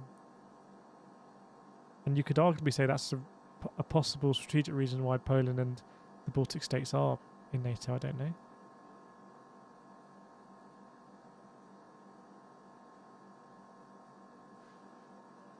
know. I haven't tracked any B-52s on flight radar yet, but it really would be interesting to track some B-52s. So if you get any B-52 registrations, please do let me know.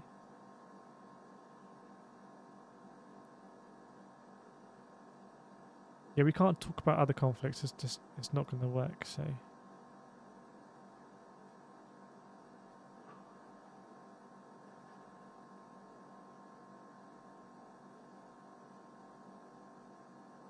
has Josh Prey landed? Let's have a look.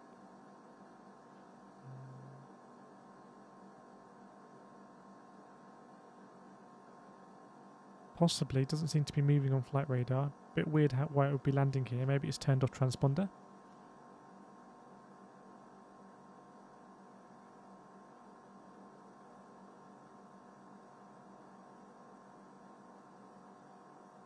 Did you see the footage of the Sky News team? I didn't see that. The Sky News team are in Lviv as far as I know. So I didn't see that actually.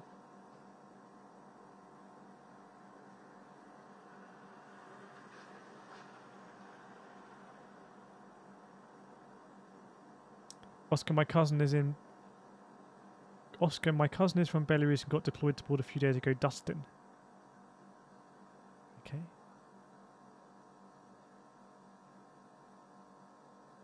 Jerry, Russia lost a lot of Su-35 and Su-30.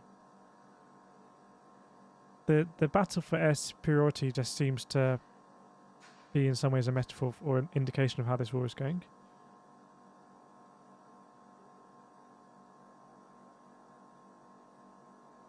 Limpas, NATO will take a risk by controlling Ukraine's airspace. I can't see that at all, I'm afraid. Also appears like it doesn't really need to. There was some agreement by the EU Commission to provide fighter jets. I'm not sure how successful that was. Scott, NATO should have stuck to the agreement and not expanded east. How can the Russians trust a word we in the West say? From their perspective, US expanding east is hostile. I do agree that it didn't seem to be in kind of the general consciousness about the consequences of making statements that about inviting Ukraine into NATO or accepting their request.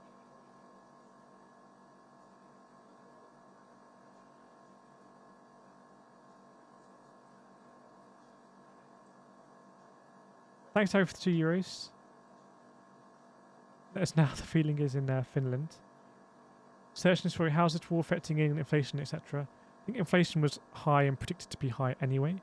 England doesn't rely so much on Russian gas, but if the crude oil price, etc., increases, then yeah, it's going to cause more inflation. But I think there was a statement today made by a German politician, not the Chancellor, that the brunt of the European sanctions are going to fall on Germany, and that's a price that Germany is willing to pay.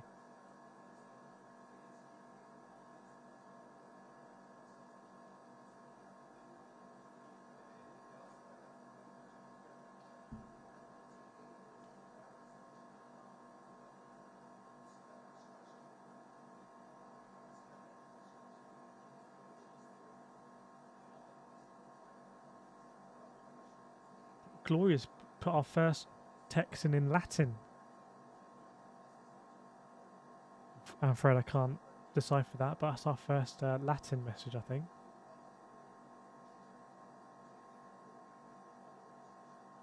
Judy, as a mother, when you kiss your child and send them off to battle or overseas deployment, you pray that they were sent for a noble cause. When I see those conscripted children, my heart breaks. Yeah.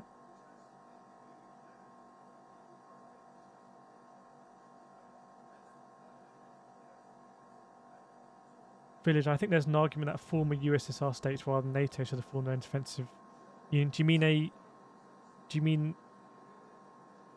Yeah, I've never heard that before. I mean, just... The defensive pact is only really as good as your strongest members. Yeah, this is Flight Radar 24 down here, and this is live UA map up here.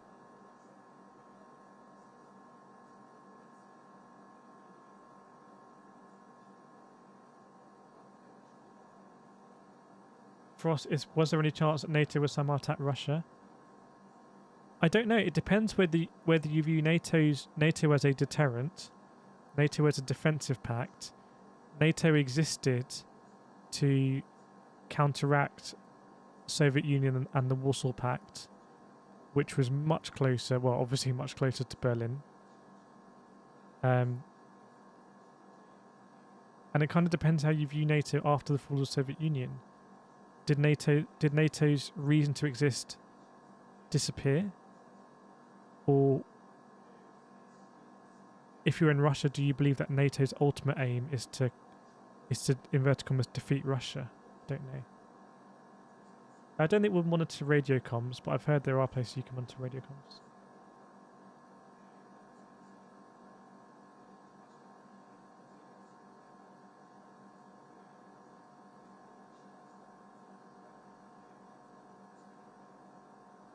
Brian, Ukraine is paying the price from German greed and American hubris. I mean, if you view Ukraine ultimately as a buffer state, then it's in a really inenviable position.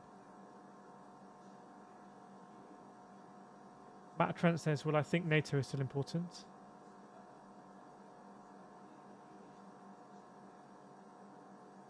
Mohammed, NATO should have been dissolved as soon as the USSR dissolved. I think we talked a lot on these streams about how this conflict could have been avoided, and the more we've discussed it, and the more and the amazing thing about this stream is that we do genuinely get different viewpoints, and we do genuinely hear viewpoints from different places amongst the world, and it's incredible how there's always someone with a different viewpoint to you, and it's very cool in this chat that we hear it. And the more I hear it, I feel like the only way this conflict really could have been avoided was at the fall of the Soviet Union. So you have to go back now 30 years. 30 years ago, questions were not settled. Fukuyama's perspective, like the end of history, actually just was a really dangerous position. always sounds wrong that, oh, it's the end of history and, you know, we have a hegemony now in the world order, because no empire has ever lasted forever. But it feels like more should have been done, either to really integrate Russia. You know, NATO ran joint exercises with Russia. Apparently, the NATO General Secretary said that Putin wanted to join NATO. And instead, kind of, divisions weren't really healed. And in fact, they've worsened to where they were before. In fact, let me know in the chat. We've got 900 people watching. Let me know in the chat, just in a comment. And it doesn't matter how you view this conflict, but assuming that you are generally against conflict, and let me know if you're not, but what would you have done to avoid this conflict? And you can go back as far in time as you want. You can go back to fall of the Soviet Union. You can go back to accession of kind of these Central and Eastern European members to NATO. You can go as far back as accession of North Macedonia to NATO. What would you have done to avoid? What could have been done to avoid this conflict? It's difficult to go back further than 30 years because there's not so much that could have been done because of the Soviet Union and the Cold War. But there definitely seemed to be a window after that. Blake, I think the better way to put it is countries of similar beef with divorce from alliances. APA disband NATO. Mark says a dance off. Brian, bring Russia into NATO. Mimi signed up for an agreement for 50 years. Ukraine can't join NATO. Techno, I would be honest, not smart enough to know how to avoid this conflict. Honestly, that's a great statement. That's a great statement.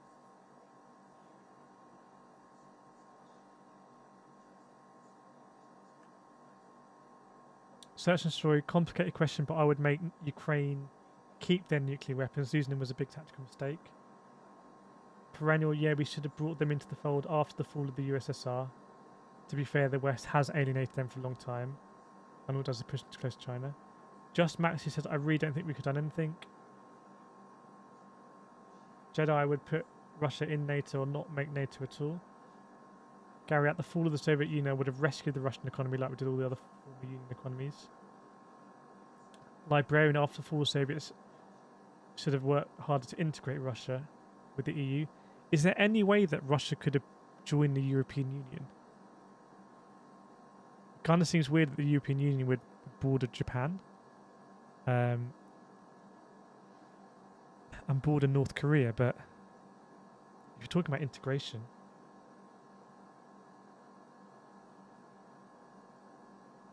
Ukraine should have agreed to neutrality.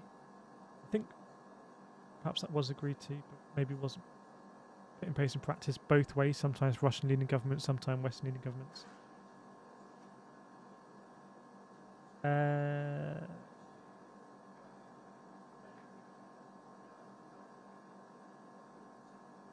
Sorry, catch up.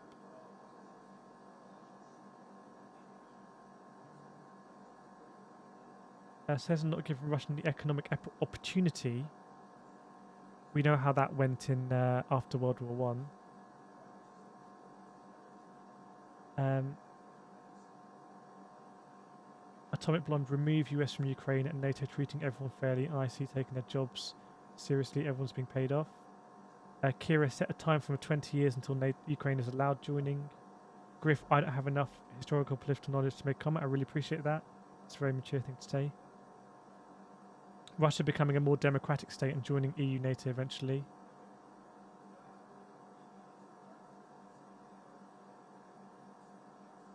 MK, you were assuming that the rest of history for 30 years stayed constant until this moment. Yes, it's a very, very hypothetical question, that, but I think we know that. The Depot Club make Russia part of the EU at the formation of its... The only thing is I would say, and it's a great point, MK, I believe that if Russia does become part of the EU, and there is therefore freedom of movement, then anyone in Russia can travel to the EU. There would be maybe work placements, maybe more students coming across, and I believe that would integrate more the Russians with the Europeans. Obviously, we've seen recently a country decide to leave the European Union, but that's never happened before. but I believe that integration would have, between the general populations, made them closer. Possibly.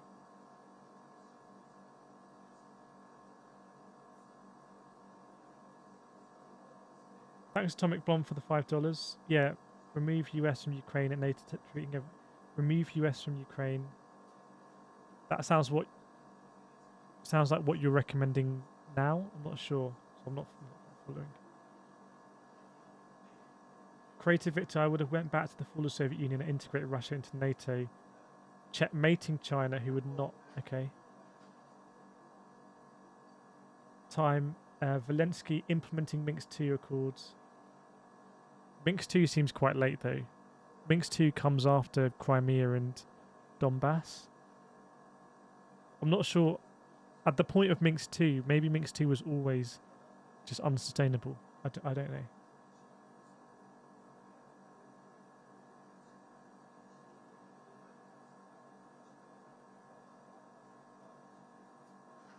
Sonia, I do wonder if the USA did not lead NATO, if that will make NATO less of a threat. I think if you're a capital R realist, then the USA will always be leading NATO, even if they're not making statements or whatever. I mean, the General Secretary of NATO is not from the United States.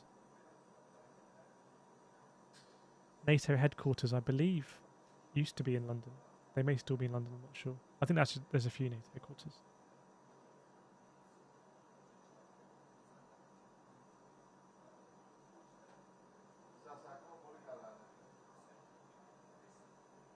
Manny, this all had avoided if NATO and US had heard what Putin had to say and addressed his concern seriously.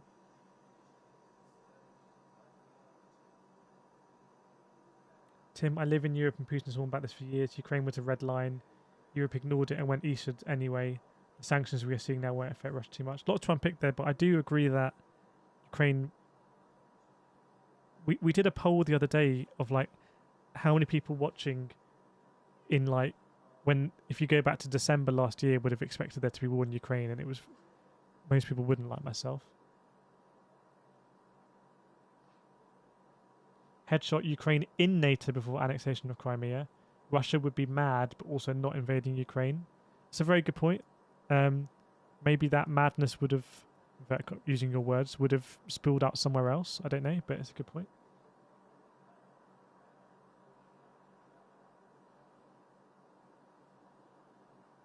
Dean, Russia has always considered itself separate from Europe. They have a different identity, and that is fine too. It kind of depends how far you go back in history, actually. Moscow used to be much more considered actually part of Europe. I may be wrong.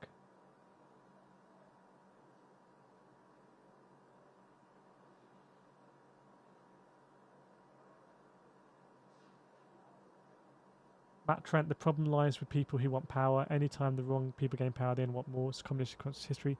There is a famous saying that power corrupts.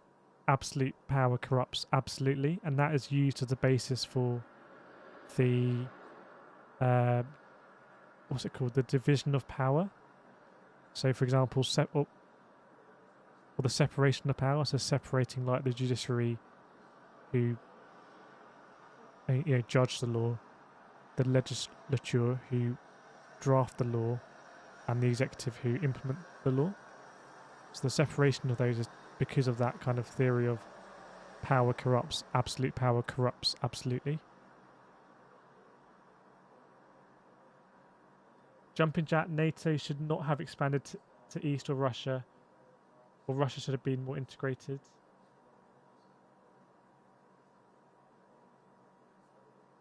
Justin, NATO definitely overstepped by adding more and more European countries into NATO. Literally, I honestly think like NATO has been discussed more now than it has been in the last 15 years.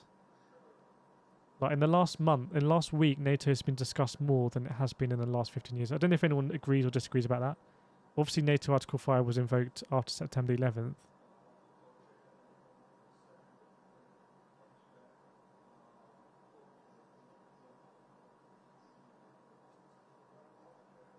Then Wonderlaw, we should have a one world government. Having separate nations only causes divide. If we were one, we won't need to fight. It's interesting because the international framework actually is the opposite. The international framework really recognises the sovereignty of international countries. There's no desire there to have an international government.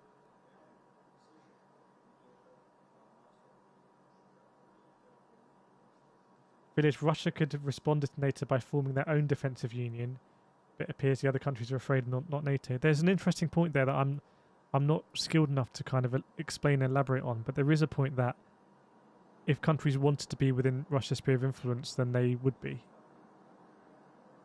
And at the moment, there's Belarus, but we've spoken about Belarus a lot on these streams because they seem to be a weak point of that alliance. Yeah, there's probably a Google trend list, right, for NATO.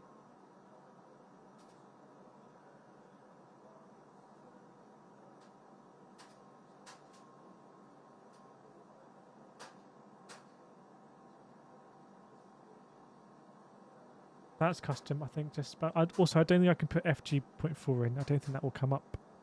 If you let me know where it is geographically, here we go. Here is a Eurofighter. Possibly coming to escort. This looks like.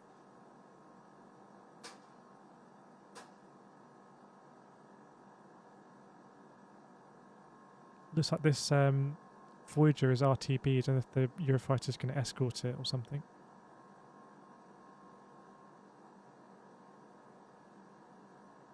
Atomic Blonde, everyone here seems to be making several points that could avoid all this, with the US being the common denominator. The thing is that the international framework after the fall of the Soviet Union was that the United States is the world's policeman. There's no longer this balance of having two superpowers. There's a hegemony with one superpower, and therefore the United States is the world's policeman. The thing is that most countries in the world seem to be happy to live by that.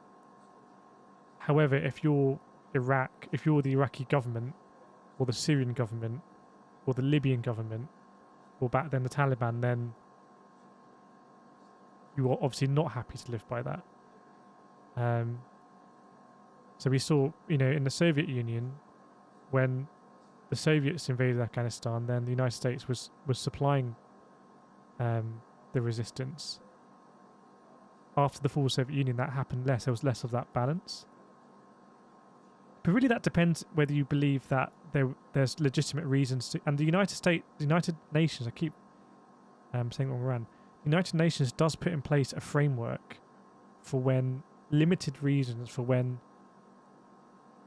that boundary is crossed and there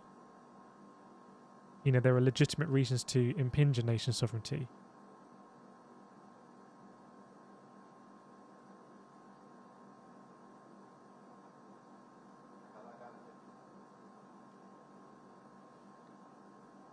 Ian Starr, yeah, Google Trend NATO, I think you're right, more now than since 2004 by a lot.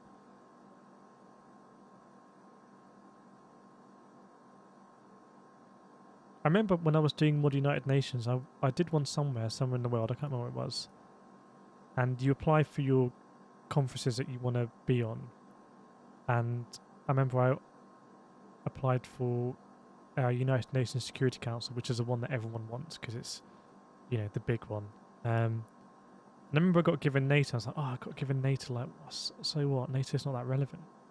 So I remember thinking at that time, it's like, but now you see NATO is really relevant, and maybe NATO always has been really relevant. It's just you don't see a deterrent. I mean, the United Kingdom has nuclear submarines around the world, armed with nuclear weapons as a nuclear deterrent. You don't think about it until it's prominent. Frost, 1, stop the war. 2, let people vote by region if they want to join Russia. 3, peace. The thing is, does Russia agree would Russia say that the elections would be unduly influenced? I don't know. Robert Stretton, in my opinion, the United Nations is a waste of space due to the veto. You really shouldn't confuse the United Nations with the United Nations Security Council. There's only a veto in the Security Council. There's lots of great work the United Nations does in other parts of it.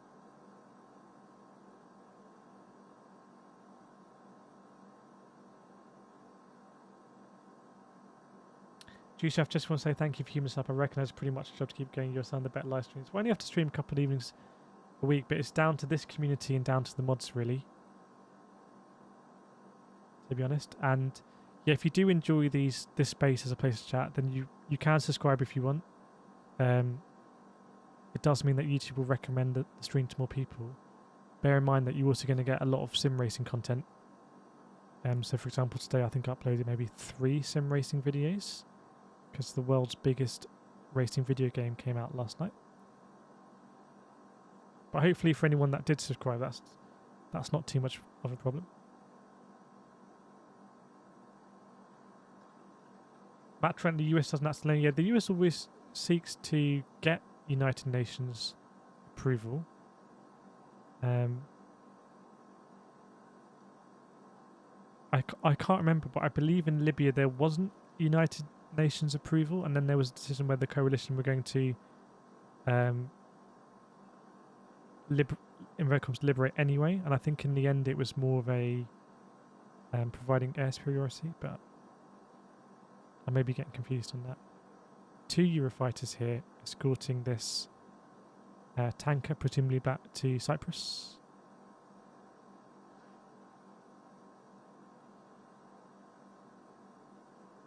Yeah, the last and the only time Article 5 was invoked was against Afghanistan after September 11th. And I think I either read or saw an interview by the NATO General Secretary at the time, and it was a really almost chaotic way that it was invoked. Obviously, that wasn't what NATO was envisaged to do. And I think, if I remember, the General Secretary was waiting for someone to bring up the question, and then he was going to run with it, and someone almost didn't bring up the question. Thanks, Ian. Could you put some of your sim racing vids on the screen? I think that would be inappropriate. Susan, I peeked on your sim racing vid last night. I've never even played a game. Can you believe it? And I was sort of hooked on watching. That is interesting. Well, it's definitely it's a more relaxing space. Ethan, did you end up financially recovering from spending all your credits last night? We'll go into it. I had to buy some credits. Right. David, nobody wants war, but to protect freedom, we need more military power. Very contradicting any solution. It is true. We've spoken about how the main prevention tactic for World War III since World War II has been mutually assured destruction, which requires the most destructive weapons the world has ever seen. I wonder how things like AI and increased military automation will affect that.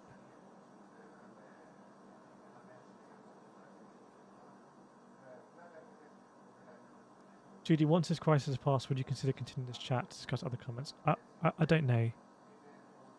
We'll continue streaming every day for this war, and then take stock. Autonomy. No, I didn't mean autonomy. I mean autonomous in terms of, drones. Some drones, I believe, basically will lock on and prepare to fire, and then just wait for a confirmation from their handler or whatever the name is, operator.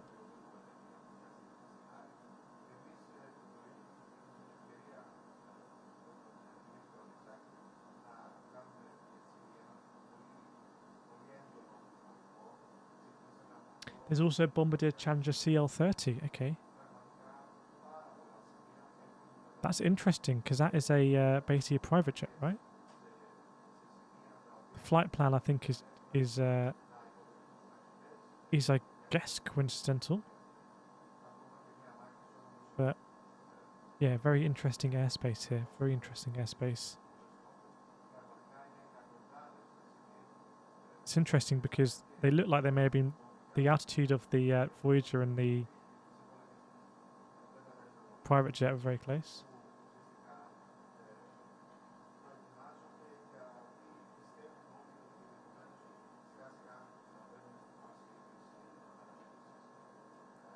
Rose, Russia is still a dictatorship. You cannot negotiate with a dictatorship.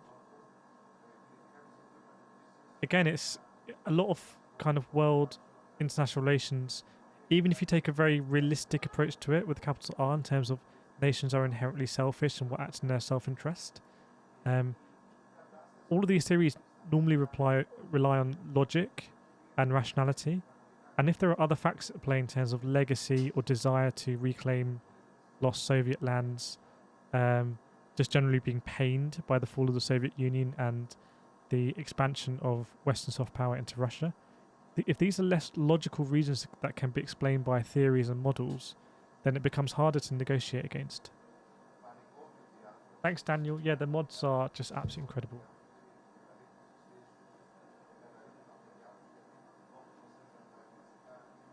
Sam, in 1982, an island was invaded NATO. You're talking about Falklands?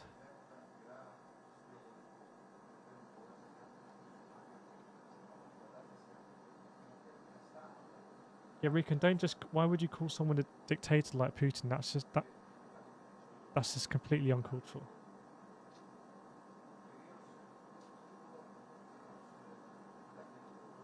Brian, leadership doesn't matter. Power matters. European nations are weak. Not sure. We'll see how much the economic sanctions bite.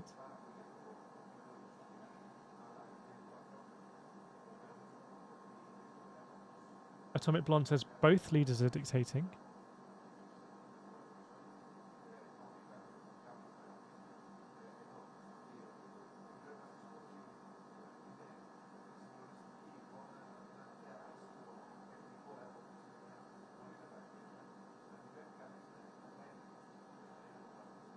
Well, but mad only works if you have something to lose. Once you've lost, it does not work. We spoke about this yesterday. The more that power is concentrated into one person, the more that the personal circumstances come into play with decision making that of a whole country. So if you are taking into account considerations of a whole country, then mad really, stands up.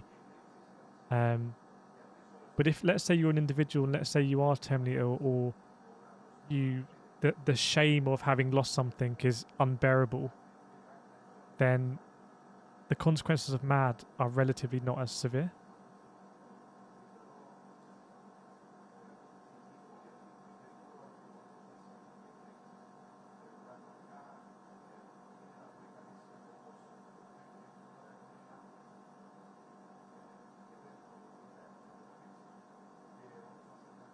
NATO is a defensive alliance. They do not want conflict with Russia.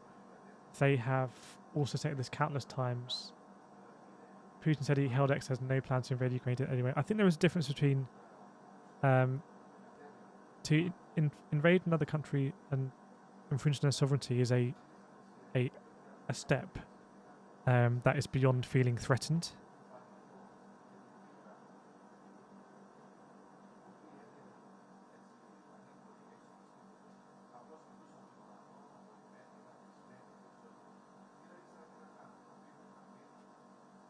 Patricia, what do you think will this war influence the next 5 years in the world? Really sorry, but I didn't follow that.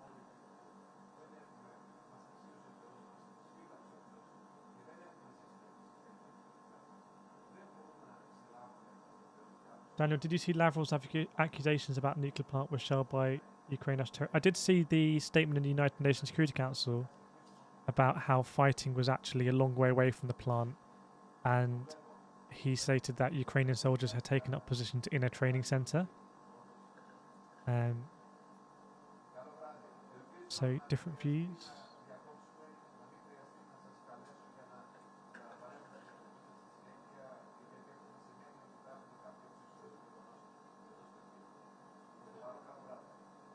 Captain Polish. Sanctions haven't worked twice before. Might makes right with Putin. I don't see how this ends without meaningful conflict. I still hope it can be de-escalated, and again, I'm only experiencing this in my context and the information that I'm exposed to. But I would say compared to yesterday, even, it does feel as though the pressure is, in terms of the spectrum, the pressure is moving more towards Russia. Russia are looking in an increasingly weakened position. What the consequences of that are, I don't know. You can imagine that more military resources will be deployed, and I think, any enactment of martial law, I imagine, will permit greater conscription or resources to be spent or mobilization.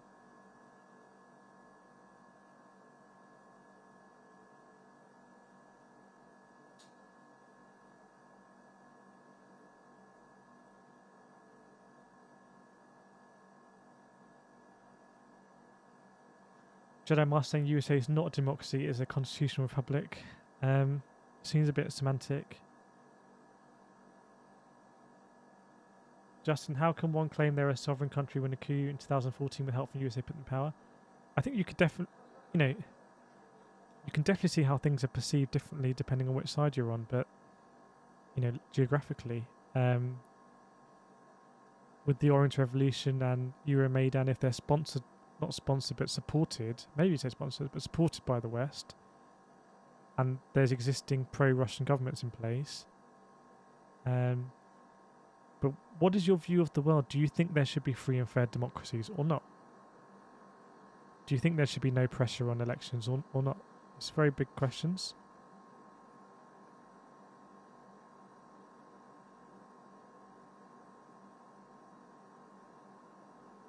Atomic Blonde, the October 2020 Pandora Papers revealed that Zelenskyy and his chief aides operate a network of offshore companies. Even if you believe that staunchly to be true, what is your view on the invasion? Does that justify an invasion where lots of civilians are being killed? What are your thoughts, Atomic Blunt? Griff Weiss, not many countries operate a genuinely democratic mandate. Jeff, reality is might equals right and always will. Yes, a very realistic way of looking at things. Search for I'm not smart enough to answer that, but I did read Plato's Republic, okay.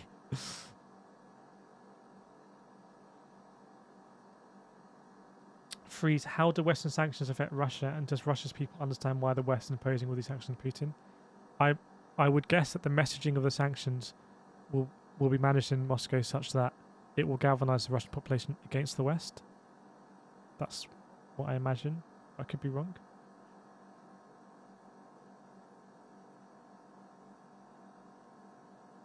Rex, democracy is not suitable for all.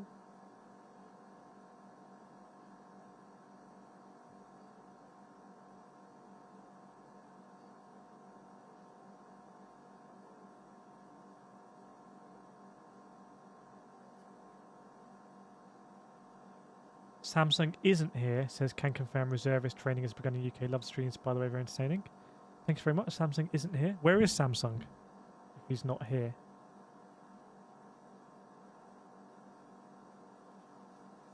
Sherry, Wall Street Journal editorial today, unprecedented economic sanctions may spook smaller nations into slowly diversifying away from USD. Fear that it may be US new weapon of choice. Is a very good point as well. So does, how is this perceived? How is it perceived by inverted commas third countries? If for whatever reason you're going to fall on the wrong side of the West, does that mean that you're going to be heavily sanctioned? Is it a case of fall into line or else? It's a good question, actually. But ultimately,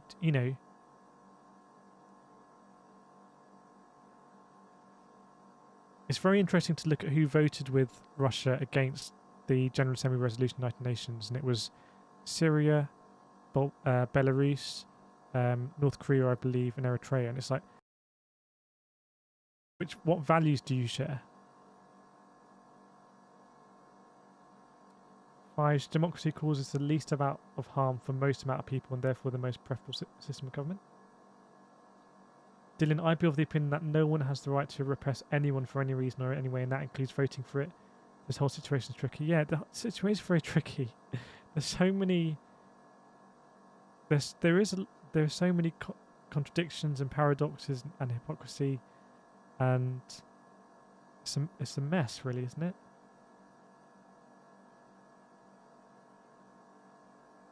Where was I? Matt, I'm all for NATO. And anti-Putin. Putin also stated vehemently he was not going to invade Ukraine. I'm afraid he's a liar and untrustworthy.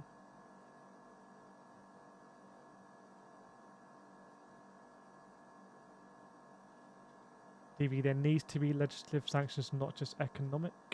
Marvel Marcus says, I think we're all to blame for this. Feel free to expand on that.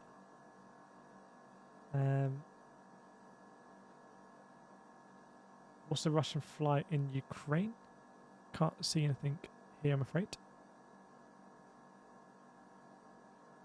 Jeff, all types of governments can start out good, but eventually corruption takes over.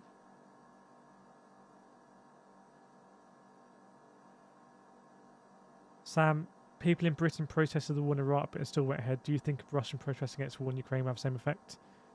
Probably not. As in, yeah, probably won't have a significant effect, actually.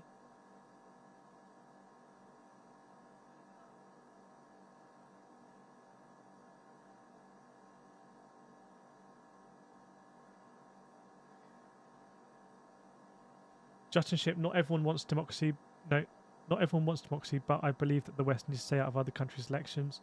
If the people want their form of government, so be it. So there are international agencies that monitor elections and kind of verify that they're independent. Maybe there's just a general, and I don't know if it's rightly or wrongly, a general conflation of international organizations like the United Nations with the United States. And it's just an extension of the United States' soft power. I know we have a lot of people from the United States watching these streams.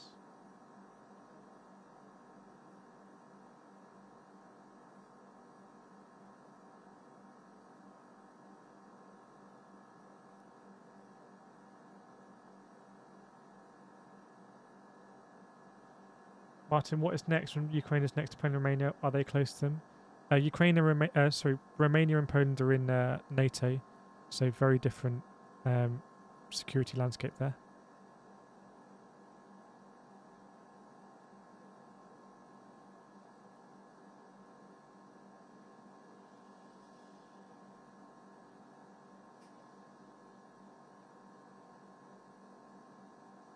Yeah, Switzerland is a very unique example, right? Because Switzerland would, the cantons and direct referendums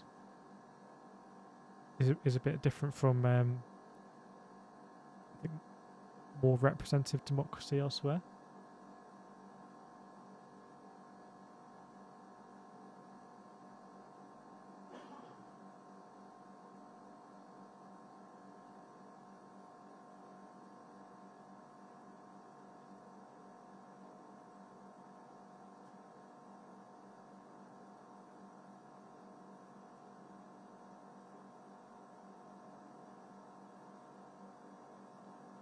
But what's everyone's opinion on the Russian propaganda saying that President Zelenskyy has fled Ukraine, and what do you think this does on Ukrainian people's morale? If it's not substantiated and it's easily refuted, it seems to be something that would backfire. It might be that Zelenskyy is making a statement as we speak, I'm not sure. There's reporting coming out about the no-fly zone. Really do think that ship has sailed, but I may be wrong. I mean, can you imagine NATO coming in and enforcing a no-fly zone over Ukraine? That would be an incredible show of strength by NATO. And it seems to be that NATO conventionally is, the Russian army doesn't seem to have come across as more effective than we thought. We put it that way.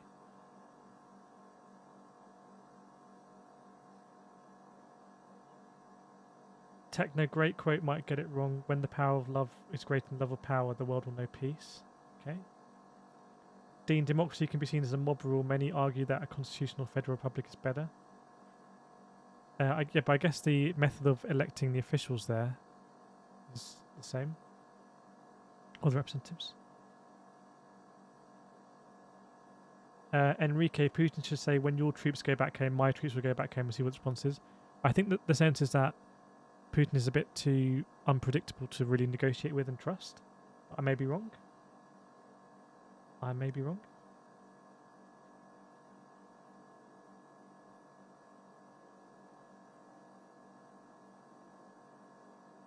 Really, the point of freedom is not that you make a decision for someone else, but that you make decisions for yourself.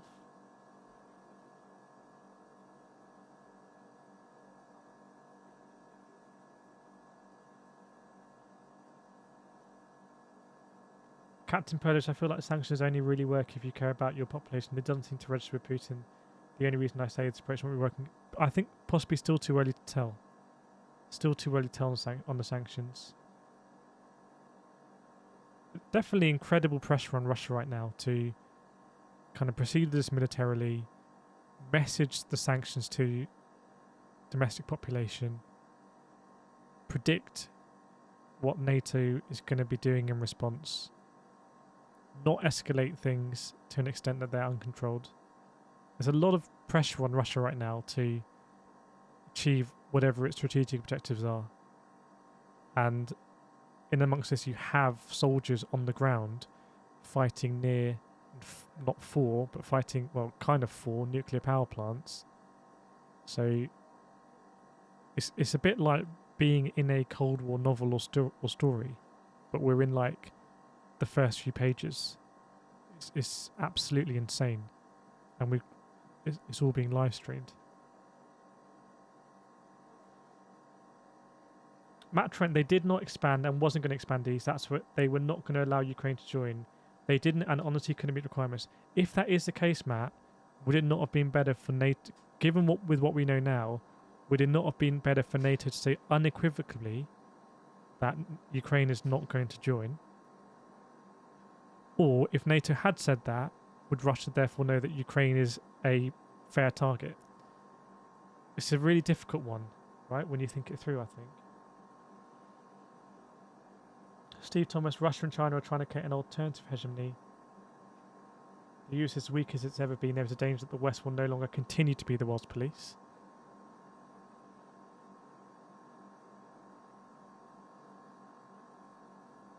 Yeah, he slammed NATO now in his statements. I don't think that means he's looking east. I mean, he just signed an application to join the European Union.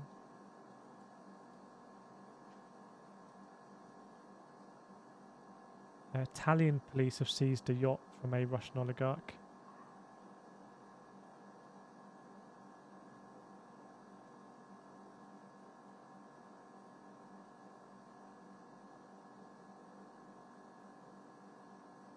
And Anti saying Putin is using a NATO threat as an excuse for plans had for a decade.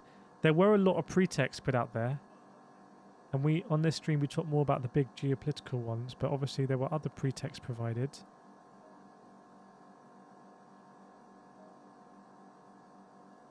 Obviously, the more that this situation exists, the more that fundamentally it becomes the status quo, that Ukraine is a country in conflict,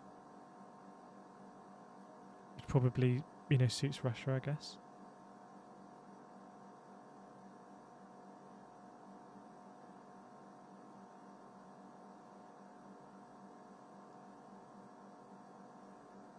Limipus, Putin already crossed the Rubicon. Yeah, the Rubicon has definitely been crossed. 100%, I agree with that. CNN stopping broadcasting in Russia.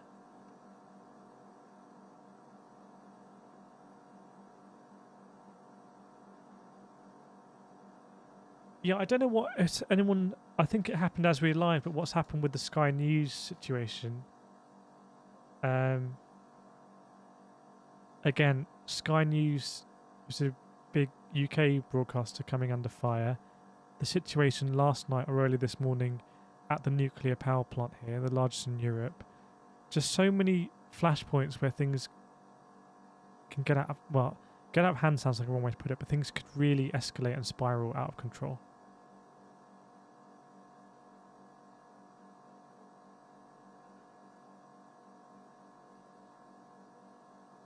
Matt Trent, if NATO's attacked, they absolutely just get involved.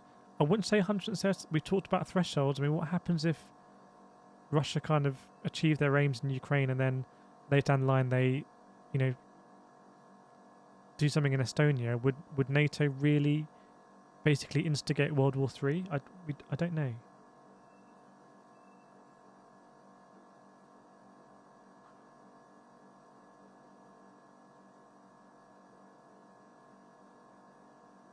Justin Ship, no, Ukraine would then join Russia. I think the difficulty with Ukraine is that some governments have looked west, some have looked east.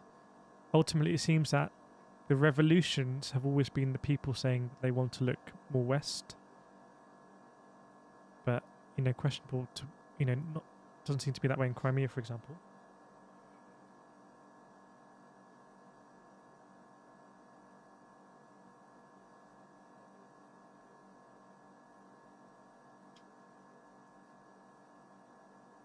Village, is it World War III when it's basically one country going nuts? I think it's World War III when NATO and Russia are at war. if we get to that point, and I can't contemplate it, but if we're doing these streams every day and we get to a point somehow, because some series of events where NATO is at war with Russia, then yeah, I will put in the title, this is World War III. It's kind of scary to think about if we get to that situation. I really hope we don't. Because when you get to that sort of situation, it doesn't matter where you're watching from in the world, it affects you. And we ask the question, can NATO and Russia enter into a conventional war and not deploy nuclear weapons? Robert Stretton really believes it will be in World War III for this month. I still think it's very, very, very unlikely. It's more likely than it was a week ago. I don't know where the US carrier ships are. I don't know if the US has any present at the moment in the Black Sea. I don't know if anyone knows.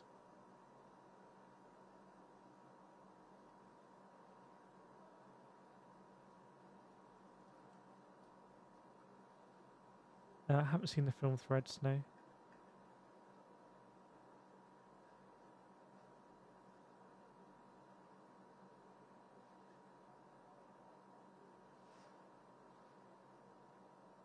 And I disagree that World War III is already existing. There are very clear statements by NATO of not involving itself directly on a military sense, mean that they really don't want World War III, as you might expect. However, the lines are blurred when you're providing aircraft, but not pilots, when you're providing drones, heavily automated drones. The lines are, when you're providing military supplies like weapons, the lines are, blurred. Really blurred. Sorry, Andreas, we can't have links in here because we can't verify that.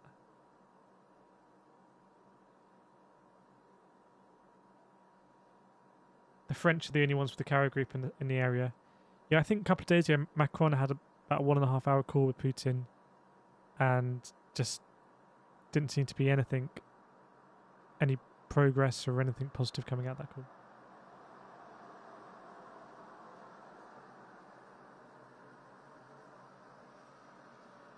Apparently USS Port in Black Sea. I don't know. We'll get the flight radar for ships up on the next stream. But yeah, I feel as though the pressure is more on... I've swayed on this, and right now I feel like the pressure is... There's a lot of pressure. I'm not saying there's not pressure on Ukraine, obviously, but I feel like there's a lot of pressure on Russia right now to justify the invasion or the limited military action domestically, to think of a way where it's going to achieve its aims and escape from the sanctions, or otherwise adapt its economy and international approach to live with the sanctions.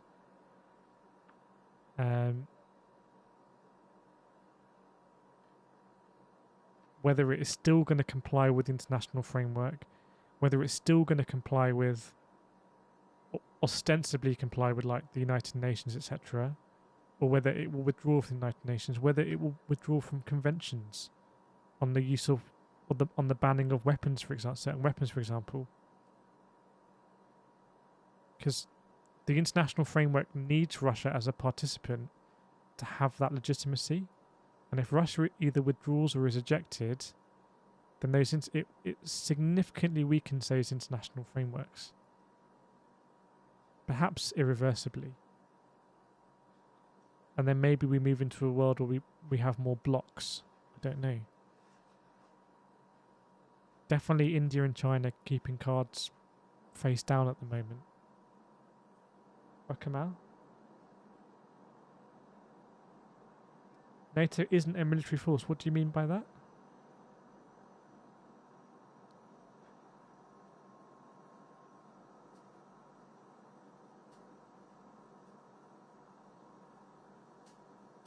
Yeah, I said they're not supplying pilots. They are supplying planes, but not pilots, which is blurring the lines.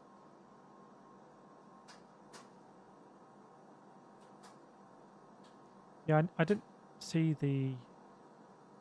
It looks like Zelenskyy has made another statement, so I'm not sure what that report was about Zelenskyy fleeing to Poland. It was heavily reported on pretty much, or a lot of Indian news channels.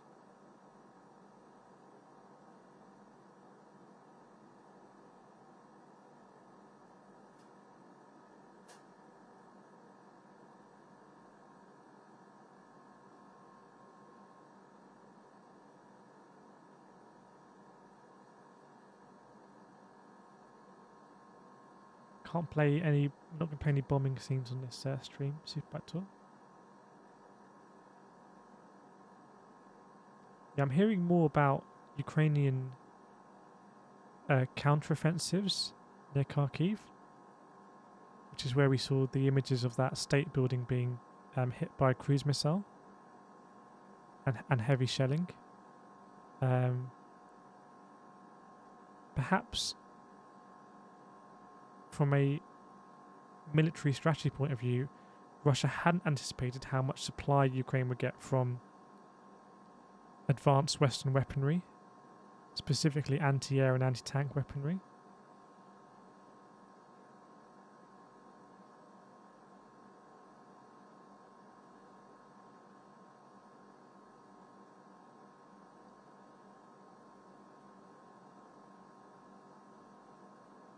Again, if you're a deterrent, like if you say NATO is a deterrent, for NATO to get involved in a war means that it has failed as a deterrent.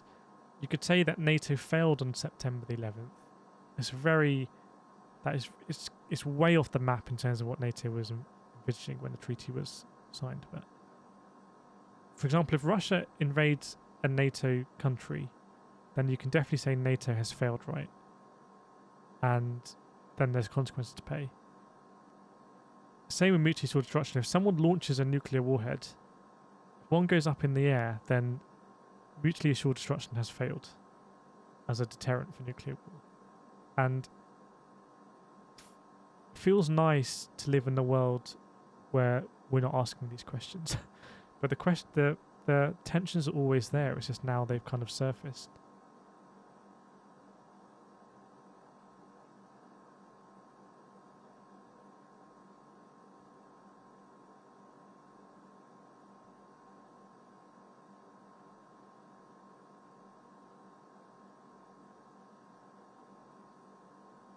I think, as I understand, there are Ukrainian pilots who can pilot those MiG and Sukhoi fighter jets. But again, I read a report today that the majority of Ukraine's fixed-wing air force is operational, which is incredible, considering that when Russia invaded, it could, launch cruise missiles, could follow up with bombers, presumably, and insert paratroopers to secure airfields, etc.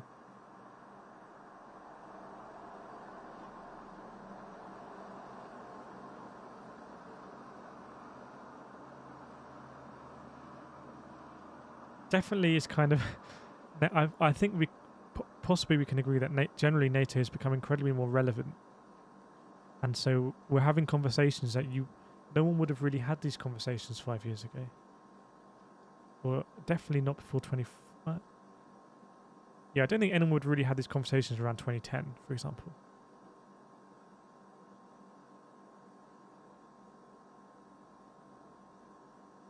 Ignore me, UN, NATO haven't been around that long in history. That is true. When you zoom out on the history timeline, post 1945 to now is less than a lifetime, and I think it would be a shame if those international frameworks essentially fell away. But we could be on the path of that happening because there's a major military player that no longer wants to play by those rules.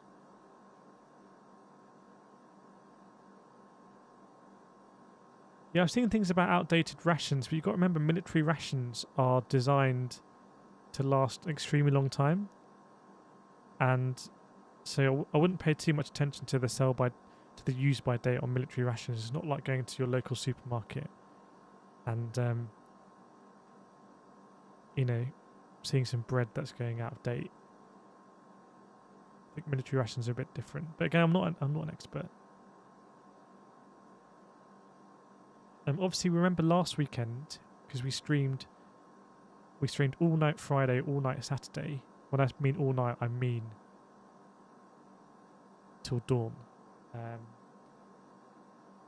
those felt like very tense times. It felt like Kyiv was going to fall imminently. And the more Kyiv stands, I think the more it puts pressure on Russia. But again, I don't really know the timelines here. It took the coalition, I think, 27 days to capture Baghdad in Iraq. Village, one thing this Ukraine conflict does, no country will give up nuclear weapons. Yeah, and I wonder if it means that countries will accelerate their desire to have nuclear weapons. We even saw Japan saying they wanted to be part of an alliance and host nuclear weapons.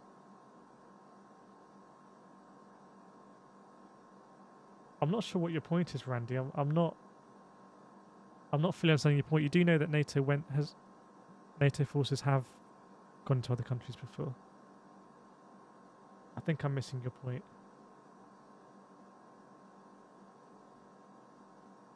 I apologise for that.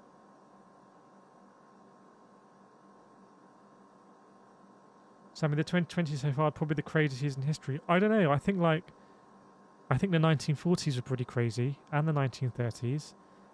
I think you could arguably say that the decades after the Soviet Union fell were, in some ways, some of the most calmest generally in history. I don't know.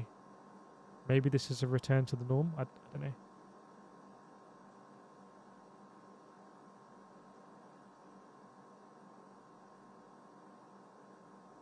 Maybe NATO was a deterrent that would last for so long, but would essentially, maybe peace in Europe could only really last for so long.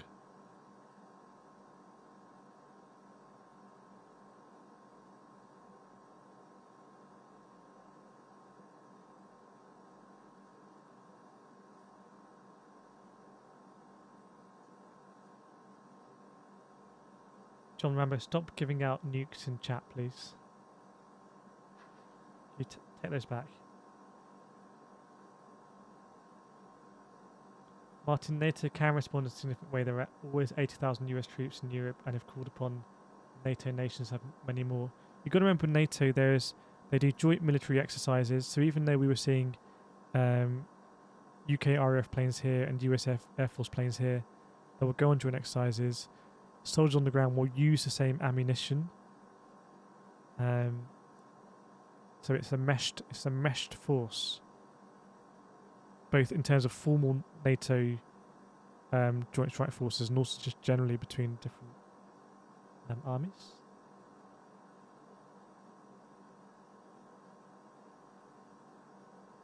Mohammed, I think unfortunately this is how the world works. It's a fair point. But I guess the idea of diplomacy and humanity maybe advancing, I don't know, or progressing is try to put in place frameworks to prevent these things. If you had no framework, well, it depends what view you have, but you could say if you had no framework, we'd just be in a constant state of war. You know, why do borders exist? Why do countries have sovereignty? Arguably it's because other countries can't do what they want because the international community protects the idea of sovereignty to an extent.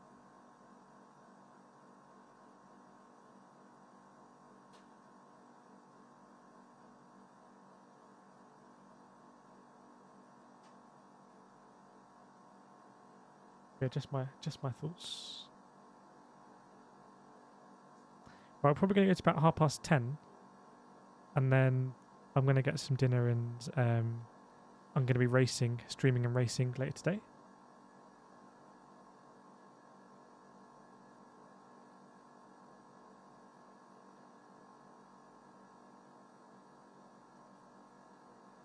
Robert Stress says we're in a constant state of war. Let me just check the news.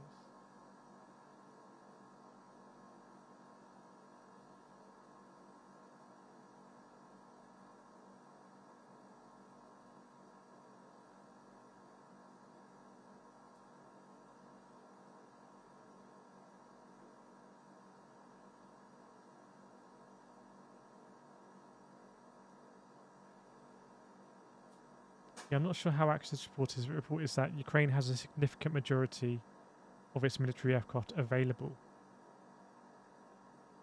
Apparently, Reuters are saying that. So that seems pretty incredible. I'd imagine that majority is based in the west of the country, but I don't know. Any free flight tracker sites? We have a subscription, a gold subscription to Flight Radar, but it is a free site. I'm not sure you can get this map or something, I can't remember. And live UA map as well.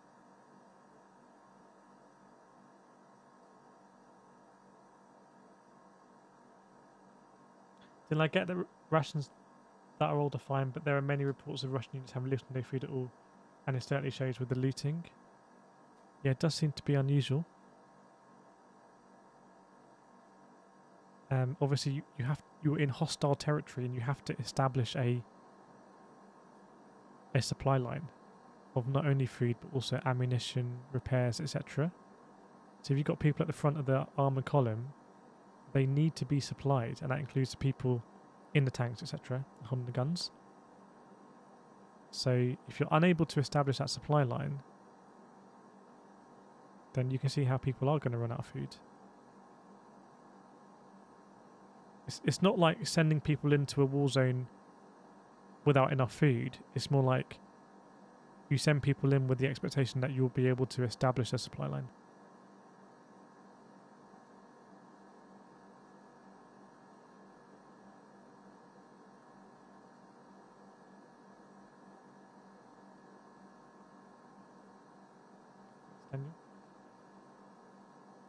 Welcome, Richard. We started the stream, I think, at 8 p.m. today, streaming every evening of the war in Ukraine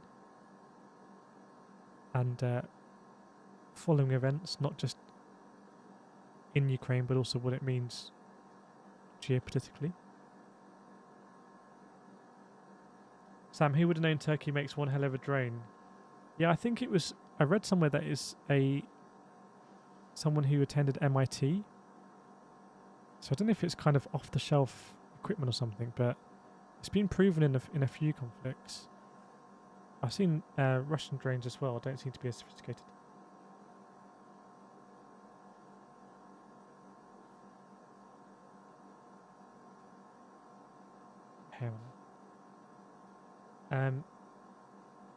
Yeah, around 10 p.m. It's a bit different at the moment because we've got a country of 7.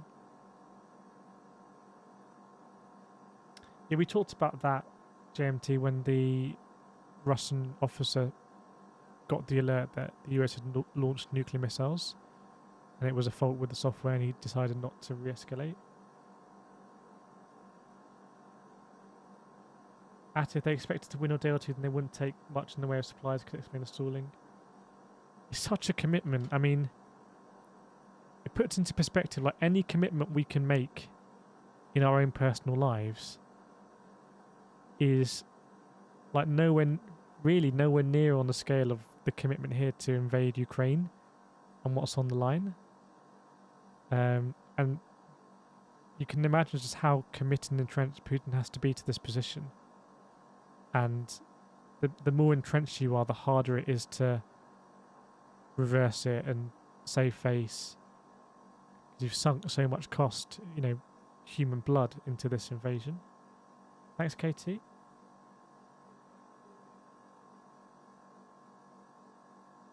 That's like deciding to travel without taking the money. It's kind of like deciding to travel with a credit card, but then your credit card doesn't work in the ATMs in that country. So there may be some issues with the supply lines.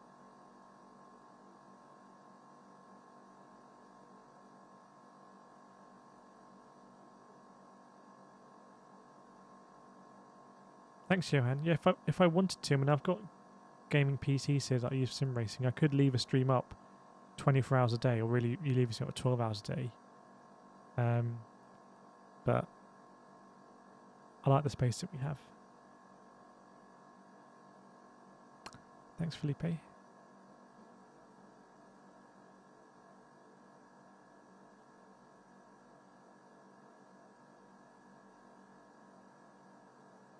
Yeah, I don't know if a resolution has been proposed yet, or they're still discussing it, amending it.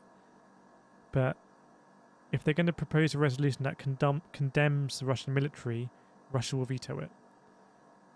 But what they could perhaps do is propose a resolution asking for the security of all power plants or nuclear power plants, whatever, in Ukraine, and a framework set up to ensure that there's no fighting, and then it will be harder for Russia to essentially have a narrative to veto that. Thanks, Lighthead. Is Reddit down or is it just me? I think it's just you. But I don't know. Will I be on tomorrow? Yeah, we'll be on every day of this war. So if you want to definitely get a notification, then hit that subscribe button. Also grows the stream channel as well. Bear in mind that you're also going to get sim racing content in there that you might not be interested in at all, so just so you know. But I think if you don't watch sim racing content, YouTube just won't put it in front of you. Thanks, Claudia. You came up with a good point earlier. I can't remember what it was, or a point that I appreciated.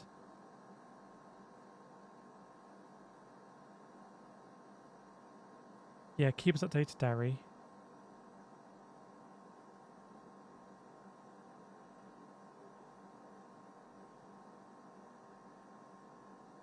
Keep updated. Right, it's 10:30. I think we're gonna end the stream now. About 2.5 hours tonight, and we'll be back tomorrow. So if you see anything, any developments, anything you want to talk about, anything you want to ask, then we've got this community. We'll be back here tomorrow, maybe nearer our usual slot of about 10 p.m. We'll see. I wanted to stream Ukraine tonight and then do Gran Turismo. Maybe we'll do it the other way around tomorrow. But it's that time of stream. If you've got any other streams that you recommend, put them in the chat now. If you want, can do. If you have any books or movies that you want to recommend, then put them in chat if you want. If you have a like to go, I never asked any streams about like, but there's 678 people watching. If you have a like, we're on 200 something. Can we get those likes to like 400? Is that if everyone liked the stream, we get to 400? I'm never really sure what likes really do on YouTube, but if you have a like and you want to deploy it, then feel free. We have a Discord, but it's purely for sim racing Discord. If you want to chat this stuff when I'm not streaming, there's a link to my Twitter in the description. A lot of people sent me links actually I need to go back on. Adam, what's the current status of Ukraine at this point? Feels like the pendulum, I don't know where the pendulum is in terms of whether more favourable to Ukraine or Russia, but it feels like the pendulum is swinging in a way that is putting pressure on Russia. That's my perception. Domestically in Russia, internationally, and on the ground in Ukraine, Russia seems to be having serious problems. Wow, did we actually get 400? That is insane. Yeah, thanks a lot. And yesterday I was streaming Gran Turismo to 700 people. So, streaming Gran Turismo to 700 people and creating a space here is very cool. Well, I'm just rambling on now. So, I'm going to go to our members page. Thank you so much if you enjoyed the stream today. I hope, again, it's a reassuring space. I hope it's a space where you can put forward your opinion and there's actual discussion. It's not just you're shouting your opinion into an echo chamber or you're immediately getting banned. You can see here that the other chats are, this is probably in slow mode, the other chats aren't quite the same. Yeah, thanks so much everyone, and if you want to see me stream later, there's a link in the description at the top. Otherwise, I'll see you next time. Have a good Friday evening. There was a wild ride, I know at the start you were curious, but my goodness, that was fast and furious. All the intensity we had, we've come to the end, now that's too bad. But the energy threw books off the shelf, and we hope you all enjoyed yourselves. Enjoy yourselves. We will go all the way, it's not about the trend. Keep going now, keep going till we reach the end.